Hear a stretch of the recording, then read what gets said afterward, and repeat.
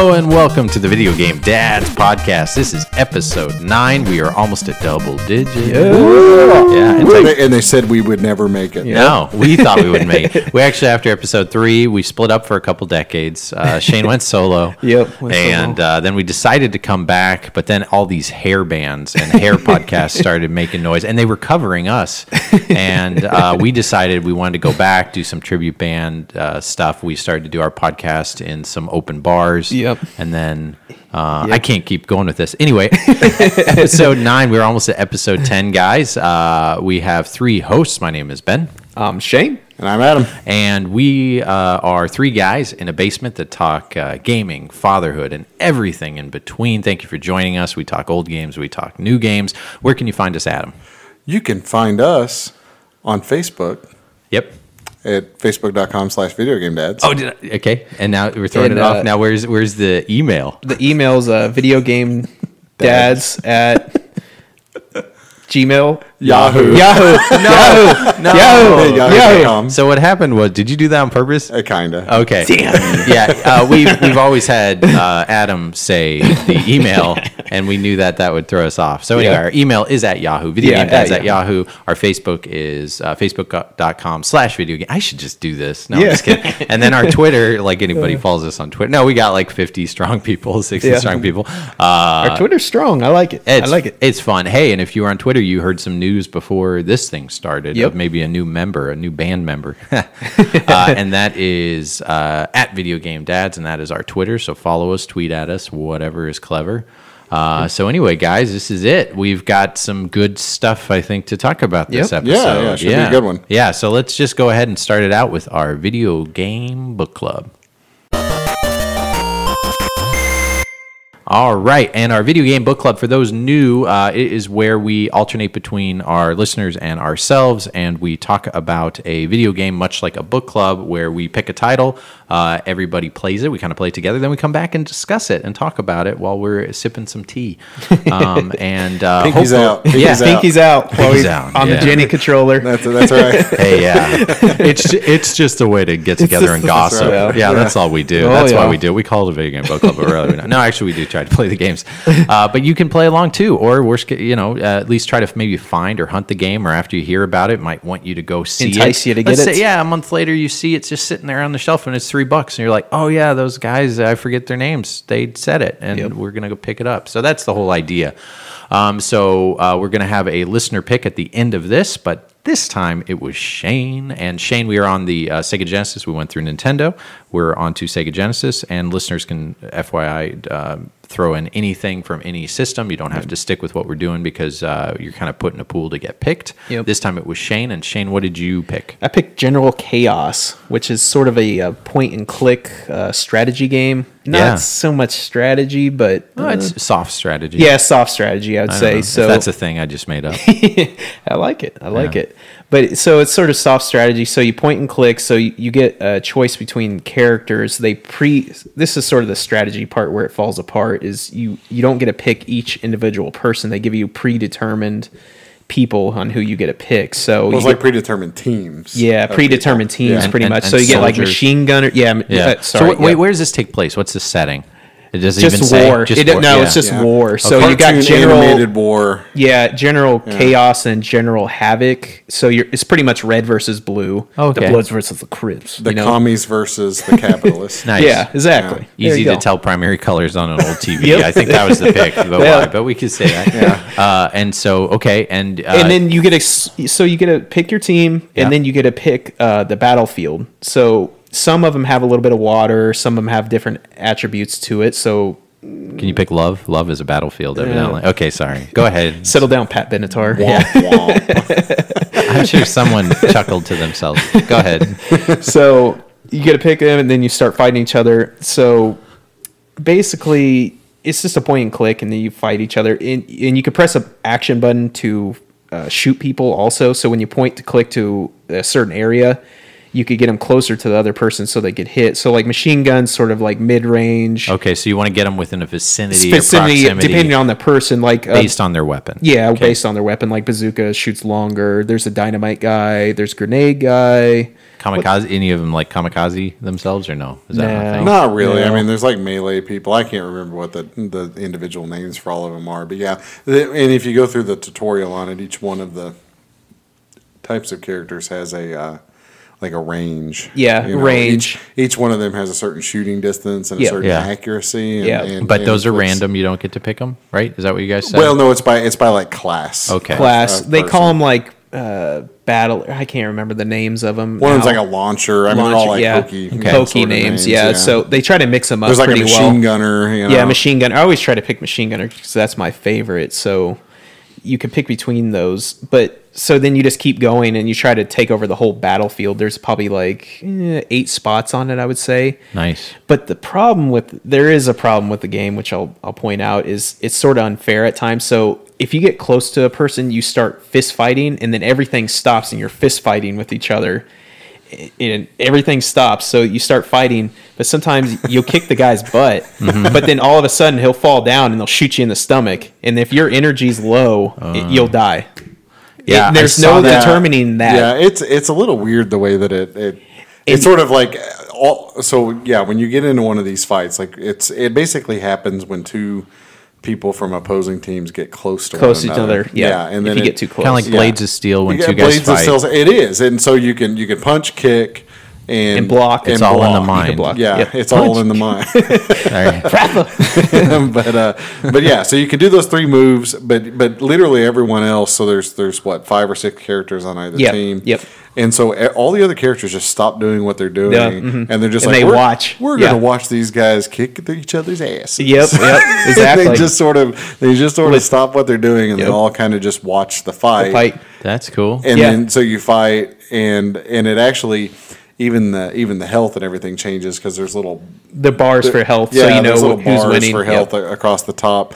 And the computer's actually pretty good when it comes to being. It's really weird because you could win 3 matches in a row or 5 matches in a row, but then next time you could lose within like a minute or 2. Yeah, like it's very unfair. Well, sort of. I felt like the computer was either set to let me win, or there's no way on earth you're gonna beat this. It's dude, very weird like that. So, I don't understand why they did that. So it's and the game does kind of live up to the name as far as being chaotic. Yeah, it is. And I never quite got the sense of being able to. Because so if you're playing on the Genesis, you have 3 buttons. Yeah. Yep. Primarily, unless you're playing on a 6-button controller. Don't confuse the audience. Yeah, I'm sorry. Sorry, A, B, and C. A, B, C. It's 3 buttons unless the times it's 6. Yeah, unless you're rich, you only have 3 buttons. So you're playing on a 3-button controller, and button A, I think, switches between people. B moves them to where you're going, and then C tells everybody to shoot. Yeah, the actions. Yeah, and so there's so much going on the screen at any given time. I always found myself accidentally hitting the wrong button or switching between the wrong character. And even so, it's hard to know who you should move out of the way versus into the way or whatever. So it is really, and part of it to be fair to the game is the fact that. It's 30 years old. Well, partially that, but back in the day, you didn't get a ton of games, and so you would have spent maybe a long time with this trying to learn. If you had more time, if you had more time, and I feel like if I would have buttons, it's more fluid. Yeah, if I would have had more time with the game, I would have been like, oh, well, this is this guy. I want to put him over here. Yeah. There's this guy.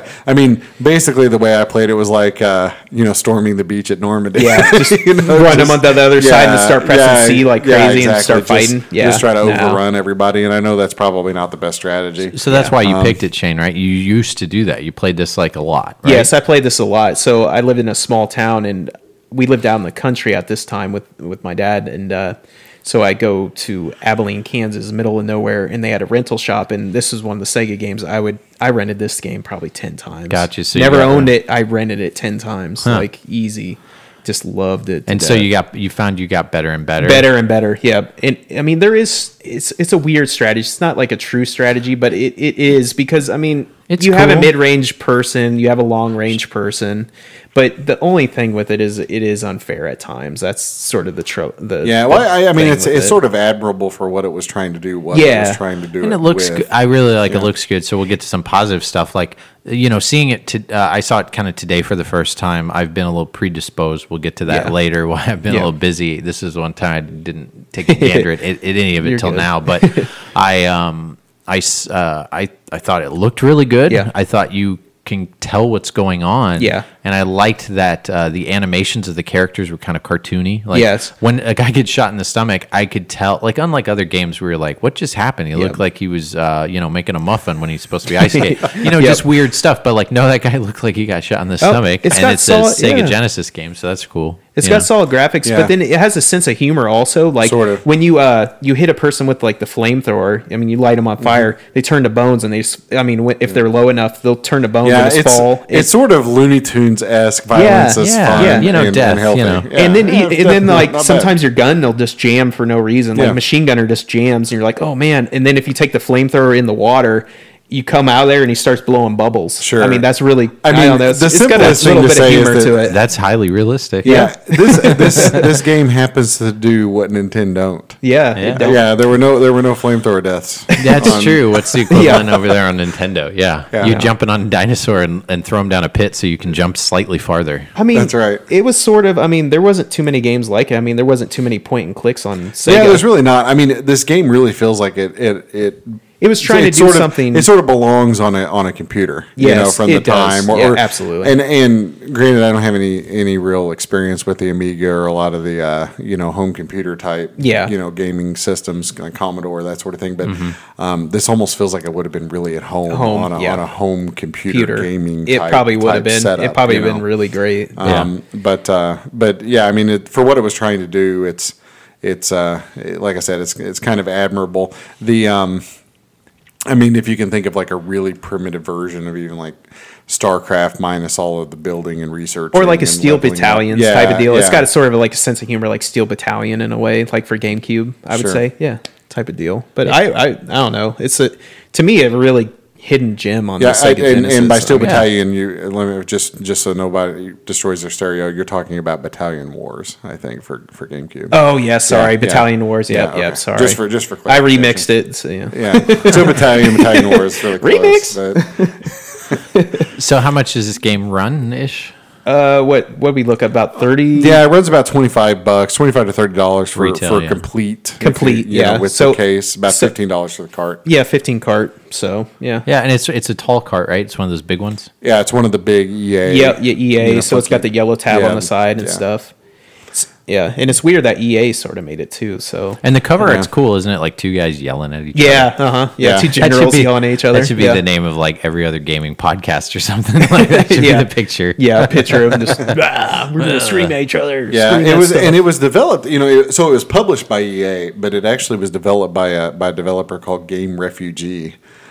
Which is a little bit weird. I'm not even sure what else they did. I'm completely unfamiliar with them. I was reading something about that. They've done some other stuff that was pretty good. I wish I would have paid attention. That's all right. Yeah, but yeah, it's pretty. It's fun. If you get a chance, I mean, I really suggest this game. There is a learning curve. It'll take you about 45 minutes to an hour to really understand controller. Yeah, a game you take to the cabin, or a game like if you know you're going to spend a long time with it. Which it's not one you're going to be able to pop in and just be like, like Mario Brothers. It is. In that respect, that's a little out of. I mean, I shouldn't say out of place on the Genesis, but Genesis, I always think about pick up and play real arcadey kinds of super.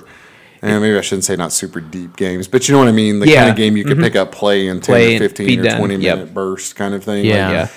So this is.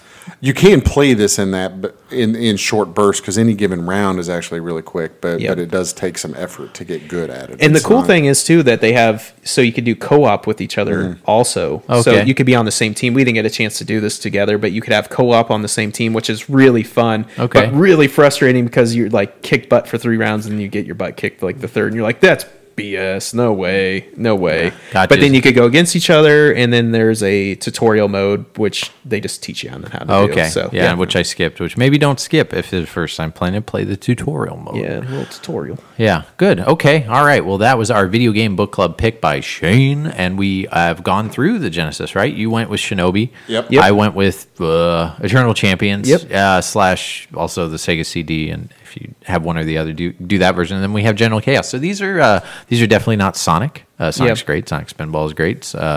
This is not Streets of Rage. Streets of Rage is also really good. These are some other picks. So next, so what we're doing now that we've gotten enough listener picks, we're going alternate time where we're going to let a listener pick. We put all of your suggestions, and when you suggest, we like you to say just more than a sentence. It doesn't have to be many. It could be like 4, but at least saying like why you picked this game, and you wanted a candidate for the video game book club. And honestly, right at this point, we'll just throw it in there.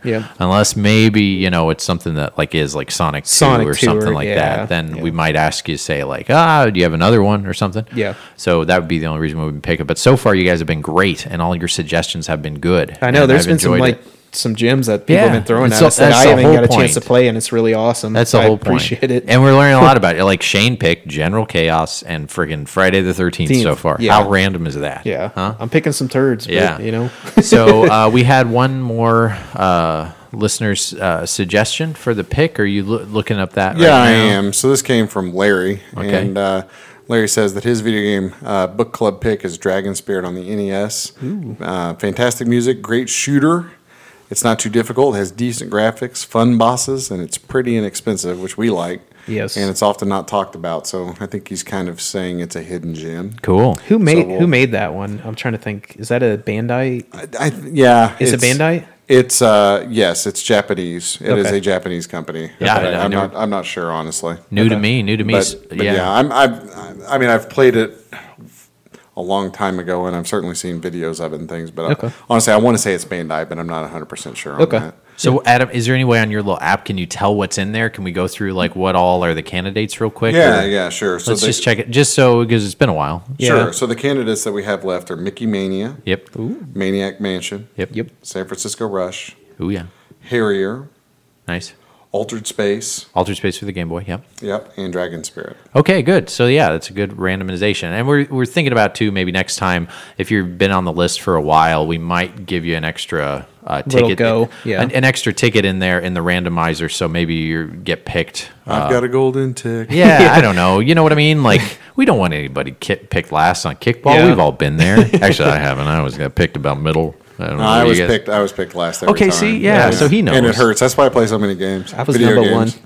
Yeah. if you're team captain, do you feel like the teacher always picked team captain of people who normally like wouldn't get picked first anyway? So then the team, that was always nice. I mean, we don't get to do that anymore as adults. That would probably tell us a lot about what we think about our peers. I don't. Do kids even play competitive sports anymore? I don't think so. I think it's I don't think so. Really? Yeah, let's. So my kid's not going to play kickball. Is that what you're saying? Well, maybe it might be kickball, but it'll be a modified version where everybody gets a ball to kick, and people get punished for kicking it too far. Yep. We did get punished for if you kick out on the street. You're out. Yeah, you did. Yeah. Drop the bat. Okay. All right. Well, go ahead. Here we go. I just hit the randomizer. Here we go. And here it is. Drum roll, please. All right. This is Chevy Chase. Yeah, that was totally Chevy Chase. So this is San Francisco Rush. Nice. That one's been a while. For the Nintendo 64. I'm kind of excited about this actually. So is this San Francisco Rush 2049? No, this is the OG, dude. OG, okay. Yeah. And I think there were 3 of them. For those of us from the street, that means original gangster. Yeah. Gangster. And I'm so do we have who suggests? Well, if we don't have it now, we'll find it. Yeah, we'll find it. We'll find out. I have that in here. But San Francisco Rush, I'm kind of excited about this. And actually just the N64 in the general sense, I've been I mentioned on the last podcast that I got a complete set of the not to brag, but I got a complete set of the Nintendo Power. Uh-huh. So I've been going through all of those, putting them in Chronological order or something? Chronological order and nice little baggies with little cardboard backings on them. 100% to preserve them for future. You're 100% in that. Exactly. I'm going for 110%. Yeah. But it says Justin on my comes with a pocket protector. Justin gave us that. Justin gave us that. Yeah. So but I've been bagging these up, and I've been going back through the N64 years, like issues. Yeah. And they're so cool because, I mean, anybody that was around pre-1996 N64 launch that was paying attention to video games at the time, like there's been literally nothing in the history of man was hyped as much as the N64. Yeah, it'll be fun when we get to that. That system is now not to get too ahead of ourselves. It's a little overpriced now. There's a lot negative to it, of course, which like the proprietariness of it, but that hype for that launch. Oh, it's unbelievable. Nuts, yeah. But I had sort of forgotten about the new 64 and now the new 64 and the Ultra 64, but there's all these Nintendo Powers that have the hype machine. They're like there's a full year of them up to the launch. That's and nuts. they were really fun. And we love numbers. I mean, they put it out there because everybody's like, oh, it's got 32 bits, it's got this, and Nintendo's like, oh, you like numbers? Here's 64. 64. Yeah. Do the math. Dude, gosh, I know. Yeah, which was the and actually, the Jaguar. I'm going to go off on a tangent, but I know. The Jaguar was always 64-bit. Quote unquote 64-bit, 64. And it came out years before. But it wasn't true 64. Yeah, it was 4 16-bit processors. Yeah, which it wasn't true. It's kind of like going in for your beer and the ID, and you've seen the old comic, Benny Hill when 4 kids jump on each other's shoulders and put a trench coat on, like I'll pay for this, sir. And they wiggle around, and you see that's basically what the Jaguar was. Yeah. It was pretending to be able to buy a beer, and it couldn't. It still pissed the Jaguar is the McLovin of video game consoles. Exactly. So interesting factoid. Now that since I've taken us on this tangent, so the Jaguar, I actually think the Jaguar is a really cool looking system as far as the cool. shell. Yeah, it's kind of cool. Sort of, it's like a gray toilet. Yeah. Well, no, that's only if you put the CD add-on. on. If you put the add-on. Okay. Yeah. I still think. But I have one of those actually, and it does legitimately look like a toilet. But one of the interesting things is when the Jaguar died, they still had a bunch of the shells. And you know what they did with all the extra shells? What? They turned them into appliances for dental offices. Oh, really? So there's X-ray equipment in dental offices all around the country. That's where crazy. there's actually an Atari Jaguar shell painted white, stuck on the wall, holding like the little electronics for the X-ray equipment at the dental office. I'll have to see. Are they still kind of around? I don't know if they're still around or not, but that's where a bunch of the extras ended up. Was in dental offices on X-ray equipment. Wow, cool. So you get radiation poisoning from your video games. That's right. And actually, they didn't even change the internals. We were all getting tumors while we were playing our Jaguar. You can see really crappy 3D. We won't dog on it much more. I mean, the Jaguar had its place, but its place was not at the table. The kitty table. Kitty table. No, get over there. But anyway, so San Francisco Rush. I'll quickly. I'm glad we picked this too because I actually read a couple magazines just like you where the hype about it. I remember there was nothing like it. This type of arcade racer, and it was also in the arcades. You've got a Cruisin' World, but Cruisin' World and San Francisco Rush. Honestly, San Francisco is a deeper game. There's a lot of hidden levels. Or, I'm sorry, hidden shortcuts. Tricks. Shortcuts. Multiple tracks through the same. And level. The cheats. Did you guys ever? We'll talk about when we actually have it as our book club next episode. But did you guys ever play with the cheats on?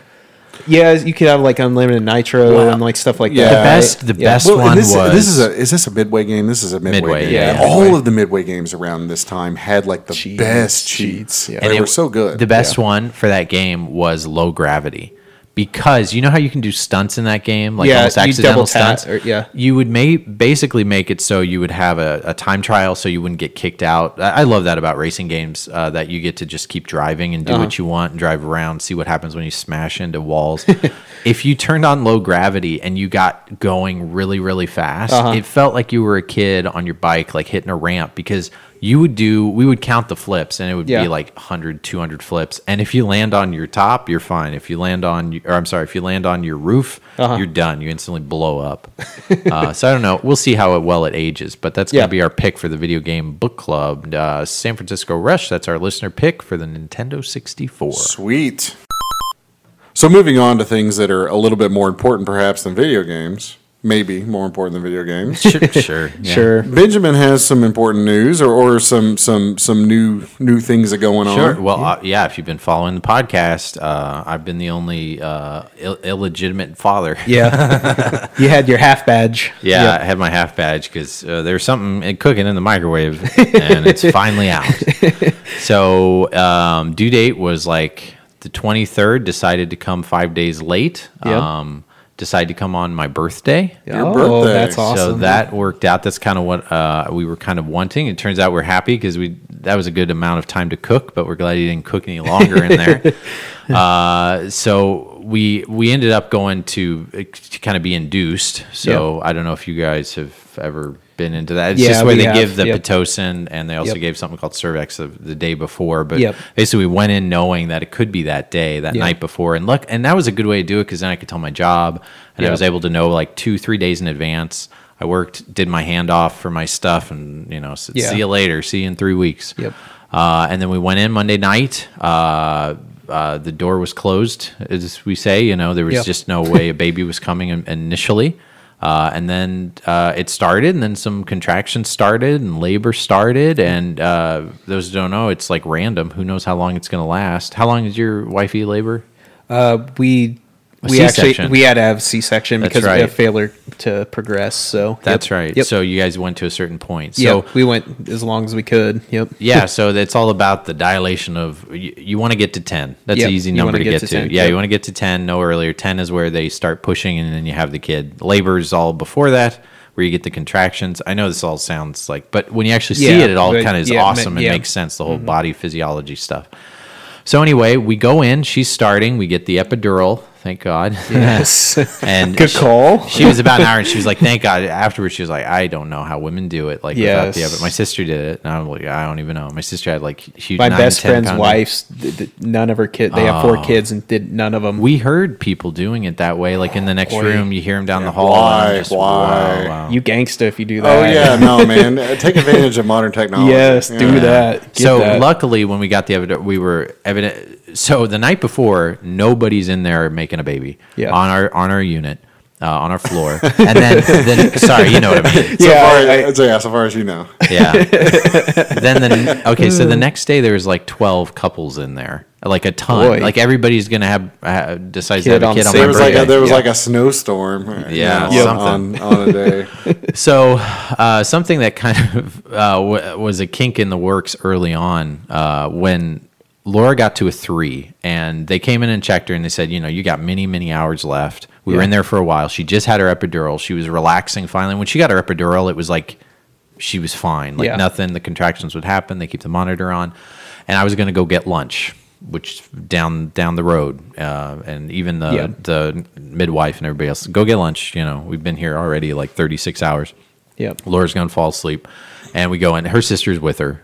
And her sister stayed with her, which ended up being a really good thing. And I left to go get lunch. And so what happened was I went out and decided to hit a curb. I took a wrong turn because this is not the area I'm in. Yeah, I didn't tell you guys this, did I? So I ended up popping my tire, like hardcore. Like it looked like Mad Max just shot the side of my room. And I've never straight to the tire. I've never done that before. This is the family car we got with the 3 rows, and it's like got a longer wheelbase than I'm used to. So it was one of those, this other car's coming out, and I'm going to take a right, but I don't want to get too close to him. So I kind of I was thinking I was hugging the curb, and I hear this horrible sound that sound like, I just got hit by a gremlin or something, or rolled over a bomb, something. And then I just keep driving, not thinking that I got a flat because I've never done that before. So I ended up getting a flat, and then I looked out and I even scratched the rim, and the sidewall had a big hole the size of a softball in it. No. And so I was like, okay, well, I've got roadside assistance. I wasn't freaking out. It's like, it's my birthday. My kid's going to be born. This is going to be a funny story to tell later or whatever. So, and I'm luckily only 1.5 miles away from the hospital, and she's at 3, and I text immediately, and Wifey's fine. She's just sleeping. Yeah. Call my roadside assistance. I pay $8 for $12 for all our cars, to come by. And the way they do that, if you don't know, is they delegate. Like when you hire a roofer, you're not hiring the roofer, you're hiring the crew, the crew of the roofer that you don't even know. Is a contact, yeah. So anyway, I'm sitting there waiting. I get an ETA because I also told them that I just needed flat repair, and this car is a foreign car, so it also the spare tire looked like nothing I've ever seen before. I looked at the spare tire, and it wasn't like a normal donut or even a full size spare. It was like a inch thick, wide rim, like a bicycle tire. It was but it was on a rim, but it was so bizarre and had all this stuff. I'm like, dude, this is what I pay other people to do. I'm not gonna break my hand and go in there and go in the ER. So I was just thinking, I'll let this is what I do. You get older, you pay people to do stuff for you that you don't want to do. Do that for me. Yeah. So I'm sitting there and there's other things to do. I'm at a Gordman's or whatever, so I needed to buy something anyway. And the guy said he'd be 30 minutes and he was gonna call me. So 30 minutes go by, 40, then 50. I don't bug him. 50 minutes. Way. At 50 minutes, I call him, and I'm just kind of like, hey, where you at? And he's like, oh, I ended up having to do a police job because a police job trumps everything else if they need to tow something for them. And I'm like, all right, did you want to tell me that? Or did you tell whoever the heck you work for? Like, is someone else coming? He's like, oh, there should be. I'm like, click. I hang up on him. And then I call the company, which luckily I knew who the company was. And I'm like, hey, is there someone else coming? They're like, yeah, someone's on the way. They'll be there in like 20. They're 20 minutes out. I'm like, whatever. And then during that time, I get a call from my insurance company. One of those blanket calls, like, oh, did we perform the job for you yet? And I was like, no, in the automated thing. And so I got sent to a human. Stupid insurance company. So I'm sitting there anyway. So then finally, now I'm getting upset, right? Yeah. And I didn't want to because I'm just like, hey, everything's gonna work out. Yeah. So I call them, let them know. I say you should never use this company ever again. Get it. Taking care of, get these people off. I just Googled them and they got 0 stars. They should not be on this. Hey, I don't care. I can say kids towing, KIDDS towing. Don't use them maybe if you're in Kansas. Yeah, no. I don't think anybody's going to give them any business anyway, and it's funny. They're named kids, right? Yeah. Kids. And anyway. Yep. So kids towing did not do a great job. Because they're all out taking their driver's permit test. Something. Oh boy. So a little more time goes by, and the next people do not show up, and I'm like, what the heck? I need to just go to the other place. They put a new tire on. I come back. So at this point, it's almost 2 hours. And again, we're expecting a 12-hour labor. So to back up for a second, you had everything with you that you could have changed your own tire, though, right? No, actually, I didn't. Okay. So I got to a point where I was because here in a second, I'm going to call you lazy. No, I would too. So I started out even the first hour. It's I was going to be gone about an hour anyway. Yeah. At this point, I just wasn't going to pick up some food. I was just going to go back and eat in the cafeteria there. So I'm only going on a little more, and I'm in constant contact with her sister, who's she looks like she's sawing logs. She's fine, Make sure she's and all right. So I then try to put this together, and they had the jack, and the jack is for whatever reason in 3 pieces, and there's only 2 pieces in there. So oh boy, yeah. So I'm like, well, I'm not Superman. There's nobody around me with a jack. So then I think, at this point, whatever. Yep. I'm just I'll wait a little longer. I can get back if I want to. Worst case, I can hoof it. But then I thought, this is Quivira, a mile and a half, and I would get hit by a car. Not I couldn't run it or something, but literally, Quivira is a main street where there's gated community, then the road, there's no sidewalks because no one in the suburbs evidently walks anywhere out here or whatever.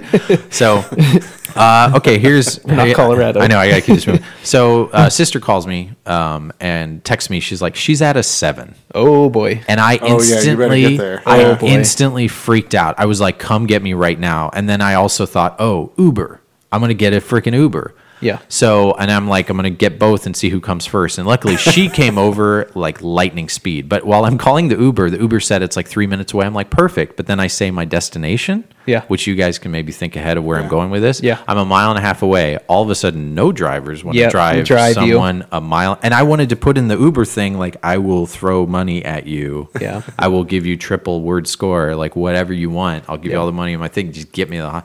Yep. So anyways, she comes lightning quick. And I get in the car and run over there, and the car, it's fine, it'll stay. And it was fine. Everything was fine. Yeah. I was in a panic. I was honestly, while I was waiting, I was thinking, this kid is going to be born, and I am not there. It was biggest fear. Yep, that is Ooh, and then I go there, and luckily she's fine. She hadn't advanced yet, so we're good. Good. So moving on from that, I'm like, that's going to be the big thing of the day. Yeah. That's done. We're kind of through. So we move on. We get to the pushing. Everything's good. We get our music going. Generally, pushing's like 2 hours, 1 to 2 hours. You guys know? Yeah, it kind of depends. First kid, second kid, third kid. First kid, this is our first. So, and we know it's a boy. Got the name picked out, everything, and we're just super excited. The room feels good. We had a different, midwife and physician than we were used to, but we didn't care. We're not one of those people that we know their partners. We know the other people got pulled to something else. We didn't freak out. We're just going with it. Well, as we were going, my wife started to kind of spike a fever in that last 45 minutes. That was, and I know, I kind of know this business to a degree. I don't know babies, Yeah. So I kind of knew, okay, that's not great. And his heart rate was going up a little bit, but again, not bad.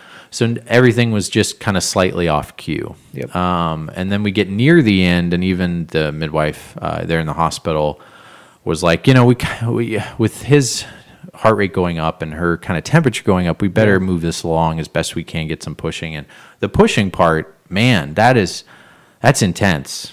Bless my wife, man. Yeah. I mean, it's not so much pain, but the pressure, and also she gets worn out. She literally has to hold her breath, push real hard, and you feel like you want to push for her, you know, and it's this kind of weird feeling where it's like sympathy pushing. Yeah, or like, have you ever seen that sport where you're at the top of a mountain and those people are behind the gate?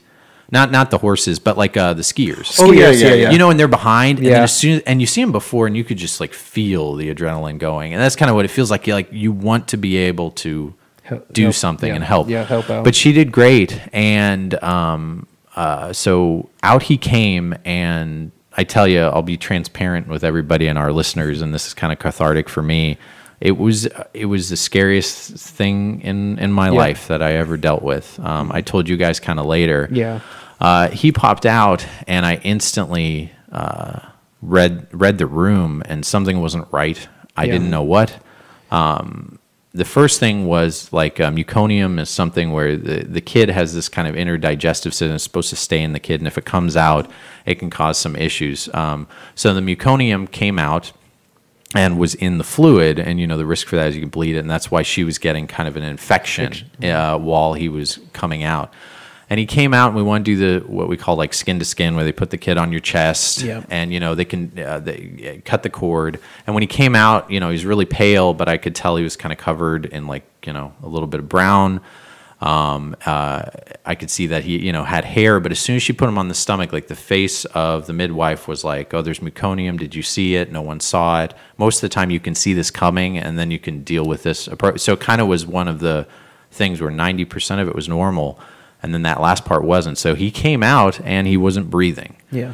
They put my son on her chest, and kind of he just didn't quite look right. And I cut the cord, and they instantly pulled him off. So the receiving person pulled him off, and instantly I knew something wasn't right. And to get through that feeling, you go through this marathon run, and you're just ready for this kid, and the kid pops out, and he's not breathing. Yes. Oh man. So.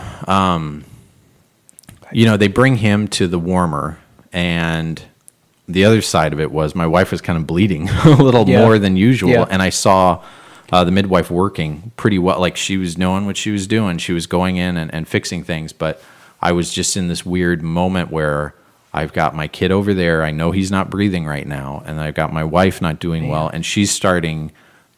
She knows something's up, but it's just this. She's exhausted. Her sister's looking at me too. And then all of a sudden, it's kind of like siphon filter. Everybody's coming in through the woodworks. They do some sort of call. I'm assuming it was like a resuscitation call, and I'm glad I didn't fully hear it. But then the room filled with like 20 people, give or take. And that was the longest 6 or so minutes of my life. I honestly thought it was.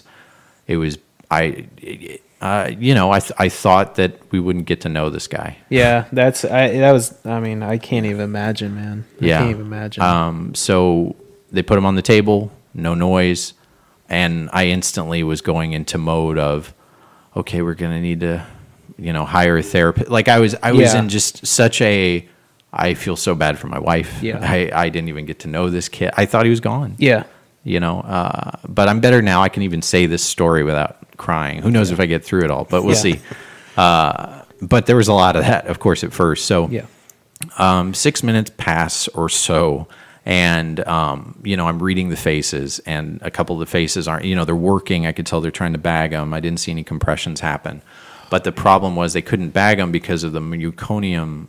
If there's something in his mouth or in his mouth, they didn't want to push it inside, basically like pushing it straight into his lungs, like instant, sepsis or pneumonia or whatever. And he luckily had a heart rate the whole time. And then all of a sudden, after, again, the longest 6 minutes of my life, you hear the most wimpiest little cry. Oh. And it was just like, it was just, it was something. And it was still, it wasn't like overjoyous, because at this point I'm just thinking like, I don't know where he's at right now. I don't know what's going on. But they were able to get him kind of going. Yeah. They put him on my wife's chest, at least for a minute. Yeah. And he was kind of doing the suckle thing with his mouth. So that looked good to me. They had the oxygen thing on him, and the nurse practitioner was right there and talked to me. And I was really fearful of like what happened with all the oxygen loss and like what's going on there. So he perked up, and he went immediately to the NICU. Really hard on my wife, but I got to follow him up to the NICU. Yeah. And thank God, I don't know what's to be gained from this story. If you're still listening, hopefully you still are. I'm not trying. This is not trying to be a gripping story on purpose. This is just what I went through. Yeah, this is what you went through, man. When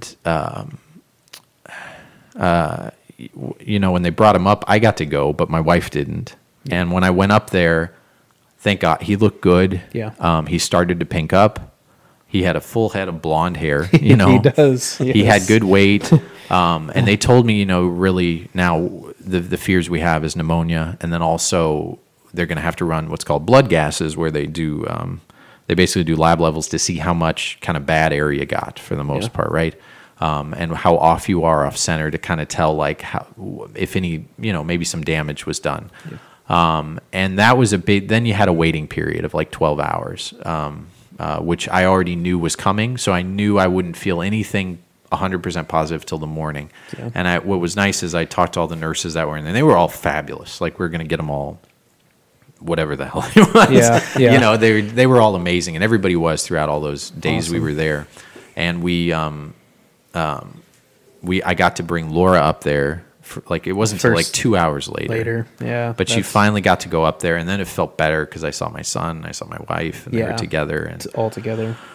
That was good. So he ended up having to stay up there. Super hard on us, especially that first night. I was really worried about like brain injury. Hypoxic brain injury, which is like not enough oxygen getting up there. What's happened? Is he going to have cerebral palsy? Like, I kind of know this stuff. I was thinking this is the universe giving me a child that has needs, and I'd be fine with. But oh my gosh, like this scary, wasn't. Man. At least sometimes people get to know early on. I just I'm happy he's alive. These are all the things going through my head, right? Yeah.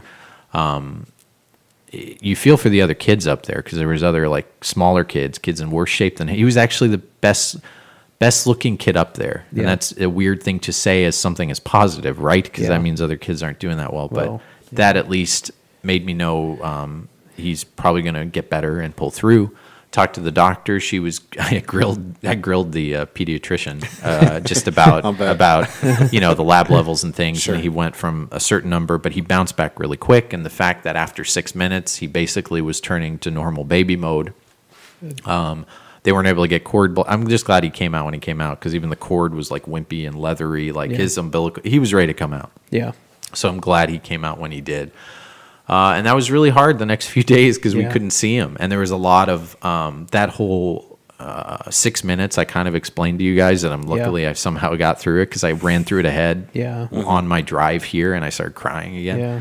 But I'm glad I got through it. Tough it out. I'm a tough guy. Just like him, man. Tough, just like little Sebastian. Yep. That's his name, little Sebastian. He's super cute. My boy, and he's doing good. Yeah, so we got to go through 3 days in the NICU, and he got to stay with us the next night, and he's been with us since, and he's been doing great. He's been sending us pictures, and he looks super happy baby. Yeah. With blonde hair, super cute. Super what my wife wanted. She's got dark hair. I grew up with blonde hair, and she wanted a little blonde hair boy, and we got We got a blonde-haired boy that came in with a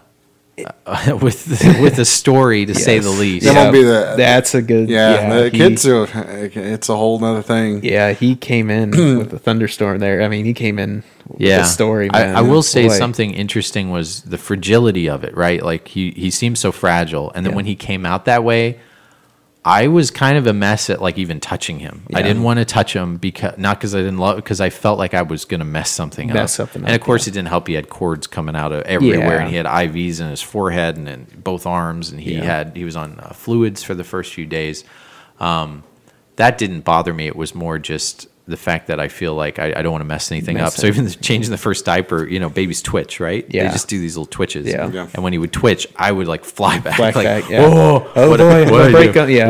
do. So I'm getting over that now, which is a lot better. And I've been doing the duty. I kind of like being up at night. I'll let my wife sleep, and I'll just like take over all night and go through the feeding and the warming. Let her do the days and stuff. Yeah, and I mean, all the stuff he's making now. He's a tiny dude. It's not a lot, even though it's not always. But still, it's black and it's tarry and it's all nasty. Luckily, it's not. It's not like a green. The good thing about this, this point in time, is it doesn't really stink yet. Yeah, it's just. Really? Because it's already. I mean, he's a week old. Just wait. I mean, at least it gets worse. Yeah, at least our kid. Yeah, it only gets worse on puppies. Yeah. It ramps up until about 6 months or so, and then it reaches its it plateaus in stinking. Yeah, and you know what's funny? It's like that's going to be something like crap, it's going to happen. But like I'm just so happy I get to change a dirty diaper after the way it all started. The fact that my wife and him and we're all happy and we're all healthy, and he had his first pediatrician appointment and that went well, and he's gained weight already, and he has a great appetite. He doesn't have that issue of like not wanting to eat. He eats a ton. Yes. Like your boy, right? Yeah. Good. Yes. Yeah, he eats a ton, like all the time. Eats man. more, and then he goes down and goes to sleep like 4 straight hours, 5 hours. He's good so far. So, he's out. He's a new member. I'm an official dad member. And it's funny. We'll probably share more with you than we do. At least I will with my own friends, maybe, because honestly, my post, if you guys saw it, it was just basically his picture and his stats, and you had to know what you were looking at. Like Adam, you could see like maybe he had an IV coming out. That's not normal. But I didn't mention any of that. I don't know if I ever will, because I like to keep it close to the vest too. Yeah, you do. Even though I let this all out, but I have to. And honestly, part of this is I think little Sebastian at some point, maybe in college or something. Maybe who knows? They're gonna have jet cars in college. They won't even know what an MP3 is. He'll just download it directly into his earlobe. Listen to the story. Yeah, exactly. Listen to the story. Appreciate everybody that works in healthcare. Those people were great. I mean, they were the reason. As a nurse practitioner and like 10 nurses, a respiratory therapist, all in that room, kept my kid alive. So I owe them everything. Yeah. Good. Man. So that was my pickup. Yeah, you'll probably win this round. Yeah, you won pickups. Yeah. All right, moving on. I got a kind of a little story about my kiddo too. We got to take. I mean, it's nothing like yours, obviously, but I'm not trying to compete. I don't want to win a dang thing with that one. But kids, man, they're the greatest thing and they're the scariest thing. Yes. And they're just like, if life was like a 10-point scale, they're like at 12. With a lot of stuff. And so my kid, we like I said, we got our first trip to the emergency department, and so and that was just a week and a half ago. Yeah, this was about the same time your kid was being born, actually. But we were walking along one of the roads here by where I live, and we have a couple little parks nearby, so we walk up and down the sidewalks of these parks. But one of the roads that comes into my neighborhood is a fairly well-traveled road, and the cars travel pretty fast up and down, probably 40, 50 miles an hour. And my kid broke free from me, and he just starts running. We were in a little field next to the road kind of playing around, and he just ran off from me. And he was only a few feet from me when he sort of took off. And a lot of the time, if I'll just tell him to stop, he'll sort of stop. But if I take after him, he thinks it's a game, and he runs faster. So at first I said, stop, don't run anymore. And then he, ha, ha, ha, and and then he just speeds up. And so then I take off after him. And this is going down a sidewalk again next to a road or he was approaching this road that has these cars that are just whizzing, by. Zooming by. And so as I'm catching up to him, he's laughing and he turns over and he looks over his shoulder at me, approaching him from behind. And as I'm catching up, he, like most 3-year-olds, just trips on his own feet and just no arms out, no nothing, just header into the concrete. And just... You said it hit so loud, you kind of felt it. You got a seismonic effect. Yeah, we were on the same section of concrete, and I actually felt it in my feet when he hit the ground. And he weighs what, like 20 pounds? Yeah, 35. 30 pounds. So it was just and beyond that, it was a horrible sound. It was just this. It was just this sort of thunk, sort of the sound that it makes when you're checking watermelons at the grocery store, right? And so just a really bad sound. Yeah. And he wasn't really crying either. So I kind of got him and sort of picked him up a little bit, and he started to cry some. And I was like, oh, maybe he's okay. And so we got back toward the house, and then he wasn't really talking right. He wasn't really acting right. Like he really got his bell rung. Yeah. And so he was sort of talking, but it was all sort of, if you can imagine, a more drunk 3-year-old than what a 3-year-old usually acts like. And so he's kind of slurring his words a little bit. And I was like, oh, no, So, so you think at least concussion, but like, oh, my gosh, what else? Yeah, exactly. What else? So put him in the car and just didn't wait around on it. Just immediately drove over to the Children's Hospital here in town and kind of sat there and they put him on the concussion protocol and just sort of watched him and observed him really close with neurologic checks and things every so often. And so we spent most of the day there at the hospital and long story short, it ends up being fine. He was perfect. He was actually normal before we even got to the hospital. I just was worried that if he doesn't turn back normal, I'd rather be nearby than not. But what the first thing he does is when we get out the door of the emergency department, first thing, runs across the concrete parking lot. Boy, man. Yeah, he tries to break apart from me and run across the parking lot. I'm like, dude. Well, to him, it's like when they catch a condor on TV and then they open the gate and they're like, "You're free." Like, I'm out of here. Well, in his defense, it is kind of boring sitting around in a hospital room all day. But I can only imagine being his age. He's like, "Screw you guys! I'm running across this lot." Because also like with a concussion, they're not allowed to like look at screens, so you can. Yeah, you're supposed to kind of. Well, they give us, they of course give you discharge instructions, and the discharge instructions are all like, keep them in a dark light room. Activity, not a lot of stimulus. And if you know my kid, good luck. You should actually tell this good segue too. He messed with our equipment right before. Oh yeah, absolutely. It took me 30 minutes before we recorded this to get all the dials set back on the mixer board. And he just sat there like 2 seconds. He was here for 2 seconds. It was kind of cute. I was like, "Oh, take a picture." He's got his little headphones on. He's our little podcast member, and you were just like, "Don't touch anything." We turn around. He somehow with our equipment. I still don't know what he did. He made this like high pitched sound that almost blew out his eardrums, and then he ran away. He's like, "Ha!" And just no, I'm telling you, dude. He's like, it's boys, man. Boys are crazy. He's like the MacGyver of destruction. He's like, all I need is a paperclip. Yeah, I'm telling you, with girls, I got 2 girls. I mean, granted, my girls are small. I mean, Lexi's the same age as Grayson, but man, I'm telling you, Lexi, it doesn't do near as much as Grayson does, but Deacon, my middle child, does just as much as Grayson. It's like, I don't know if it's just boys or what it is. So, like it's boys. So Ben's going to have to watch out. He's going to have his hands full. I know. Well, I'm thinking too, like, I hope I get over this birthday because I'm thinking, like, I'm going to put him in a bubble. Like, you're like saying he's on a sidewalk. I'm just going to make him walk on grass his whole life. Oh, God. He's going to bust through that bubble and blow it up and blow it up again. Like with myself and my wife, my wife has a sister and I have 2 younger brothers. So I have the benefit of having watched younger brothers grow up with me. Yeah. And so I know roughly how much punishment one can take, and or how much injury one, a kid can take just because we used to injure each other all the time, jumping on trampolines, jumping out of trees, ramping bikes or whatever. But my wife doesn't quite have as much of that frame of reference, and so sometimes he'll hurt himself or do something, and she'll be, and I'll be like, it's fine, it'll be okay, he'll survive it, he'll be all right, and she's dialed it back, a bit. Now like she's known, when he first started walking, is. Because they just stumble around and they hit their head on stuff, and they're just they're just like little drunk people. But the great thing is they're close to the ground. Yeah, that's true. They're a lot closer to the ground than very most flexible. Of their, exactly. Yeah, so they're just nice jelly. They're made of jelly. But jelly. Kids are something else, man. And and the thing is, like, I see my kid fall 2 or 3 times a day, just playing at the playground or whatever else, and I always think, God, if I felt like that just once, I would be body gassed. My day's done. You're like in the nursing home, son. You're like, you're gonna be talking about it for days. I'd be instructing my 3-year-old how to dial 911 on the cell phone. Son, take the cell phone. Yeah, exactly. Like, son, hold the cell phone to my nose.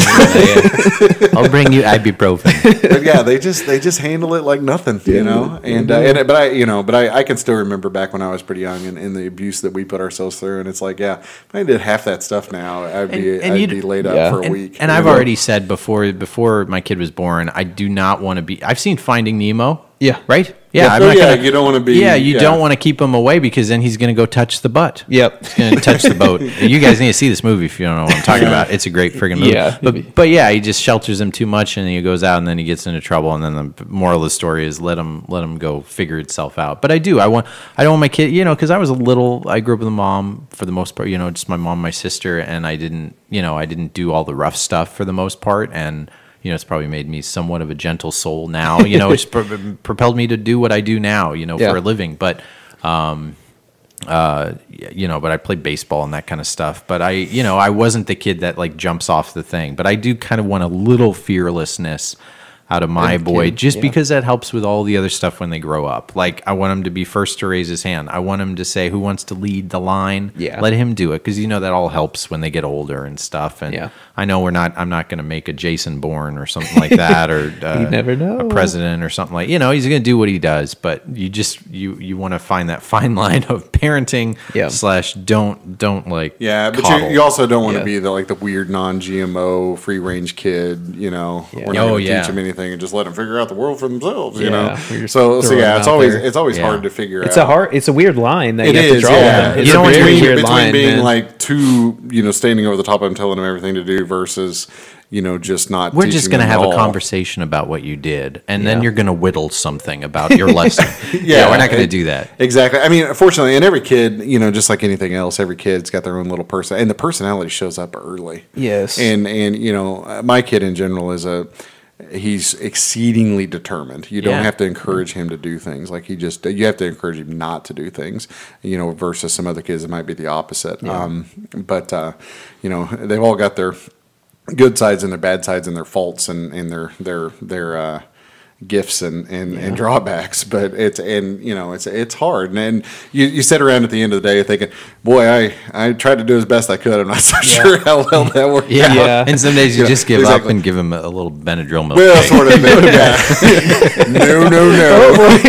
Oh boy. No. I'm just kidding.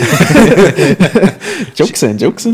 Yeah, just kidding. No one does that. But my instructor once said, "Oh yeah, you give the kid a little NyQuil if he's having a cough, but then he sleeps better. That stuff in that medicine that makes him go to bed. That's like perfectly fine." Yeah, just as an aside, that's another tangent. I can't take NyQuil. Oh. Really? Yeah, it just totally screws me up. So it has to be the Benadryl in it. Yeah, I guess. But I mean, so I have very vivid, psychotic sort of dreams. Dreams when take it. Crazy dreams. I've heard. So have you ever taken Benadryl by itself? It must be that. Yeah, well, I don't really take Benadryl by itself. If I'm going to take it, it's going to be a NyQuil. So that is probably I suppose. And I actually don't take NyQuil very often. It's pretty rare that I do it. But when I do it, I have really crazy dreams. Not scary dreams, just really weird ones.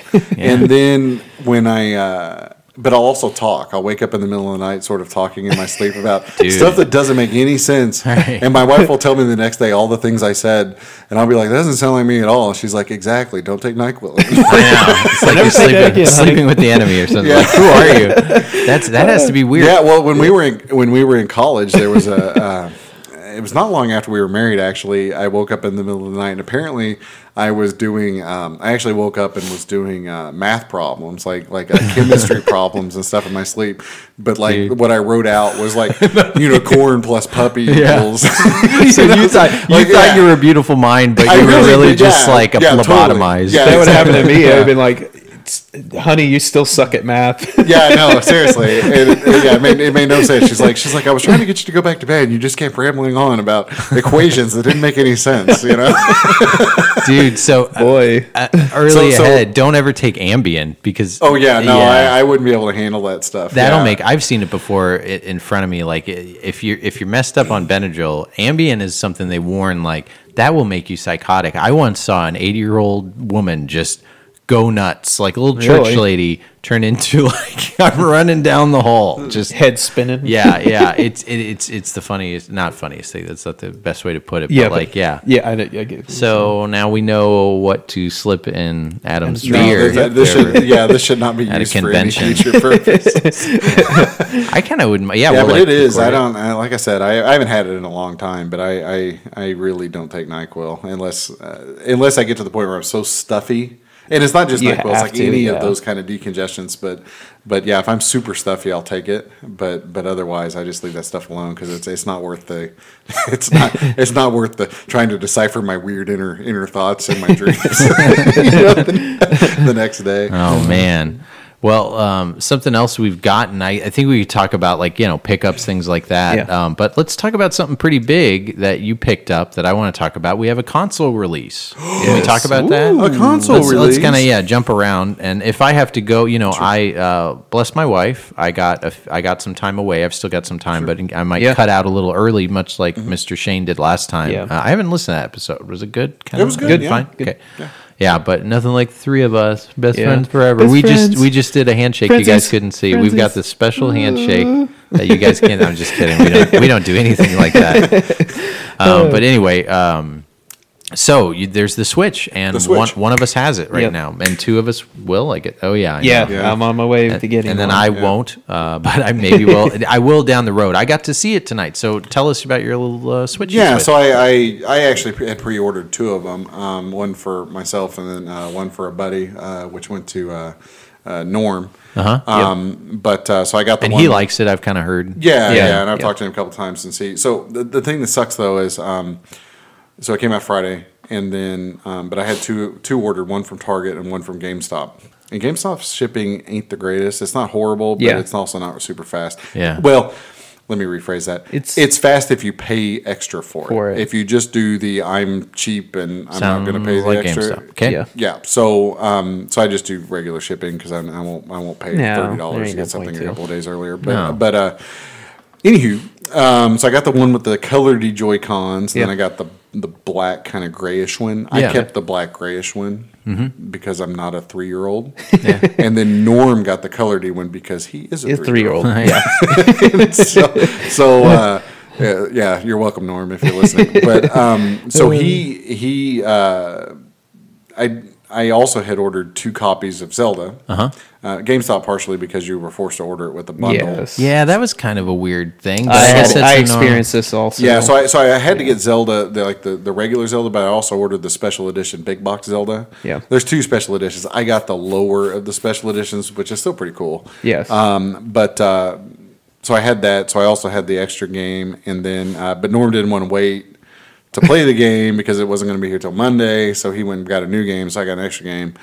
That's funny. So now I have 2 Zelda Breath of the Wilds. Couldn't he have downloaded it, or you did download it? Download what? Can't you download Zelda? I don't know if you can or not, honestly. Yeah, you could download it, but Yeah, I mean, he had a physical copy. Yeah, but I got physical. Physical. Yeah, Way to go. Let's Yep. get that's the way to Yeah, go. Yeah. Yeah, you Don't want do that digital, little people. SD card. I saw the cards. I think I've said before, I'm not a fan of little tiny I like little. them. I like them. I think But they look I like cool. them to look like a little disc, or like the PSP looks cool. Looks like a 80s future, like you hold on to this. It looks disc. like something Marty McFly would have brought back from. and these you know, things from are his just future they life. just look like So meh. tiny. It's like they're better than discs, though. Yeah. Like discs are just Well, normal discs. What I'm getting at stink. is these things look like SD cards, and that's kind of cool because SD cards were like when those first came out, it was like Yeah. amazing, Yeah. right? They are Yeah. they actually are pretty amazing. I think actually while I've been playing Zelda, whenever I take that little tiny card out of there, I'm like, that big old game's on this little tiny tiny, thing. yeah, I mean, it's little- kind of yeah. amazing to me. I mean, maybe I'm impressed by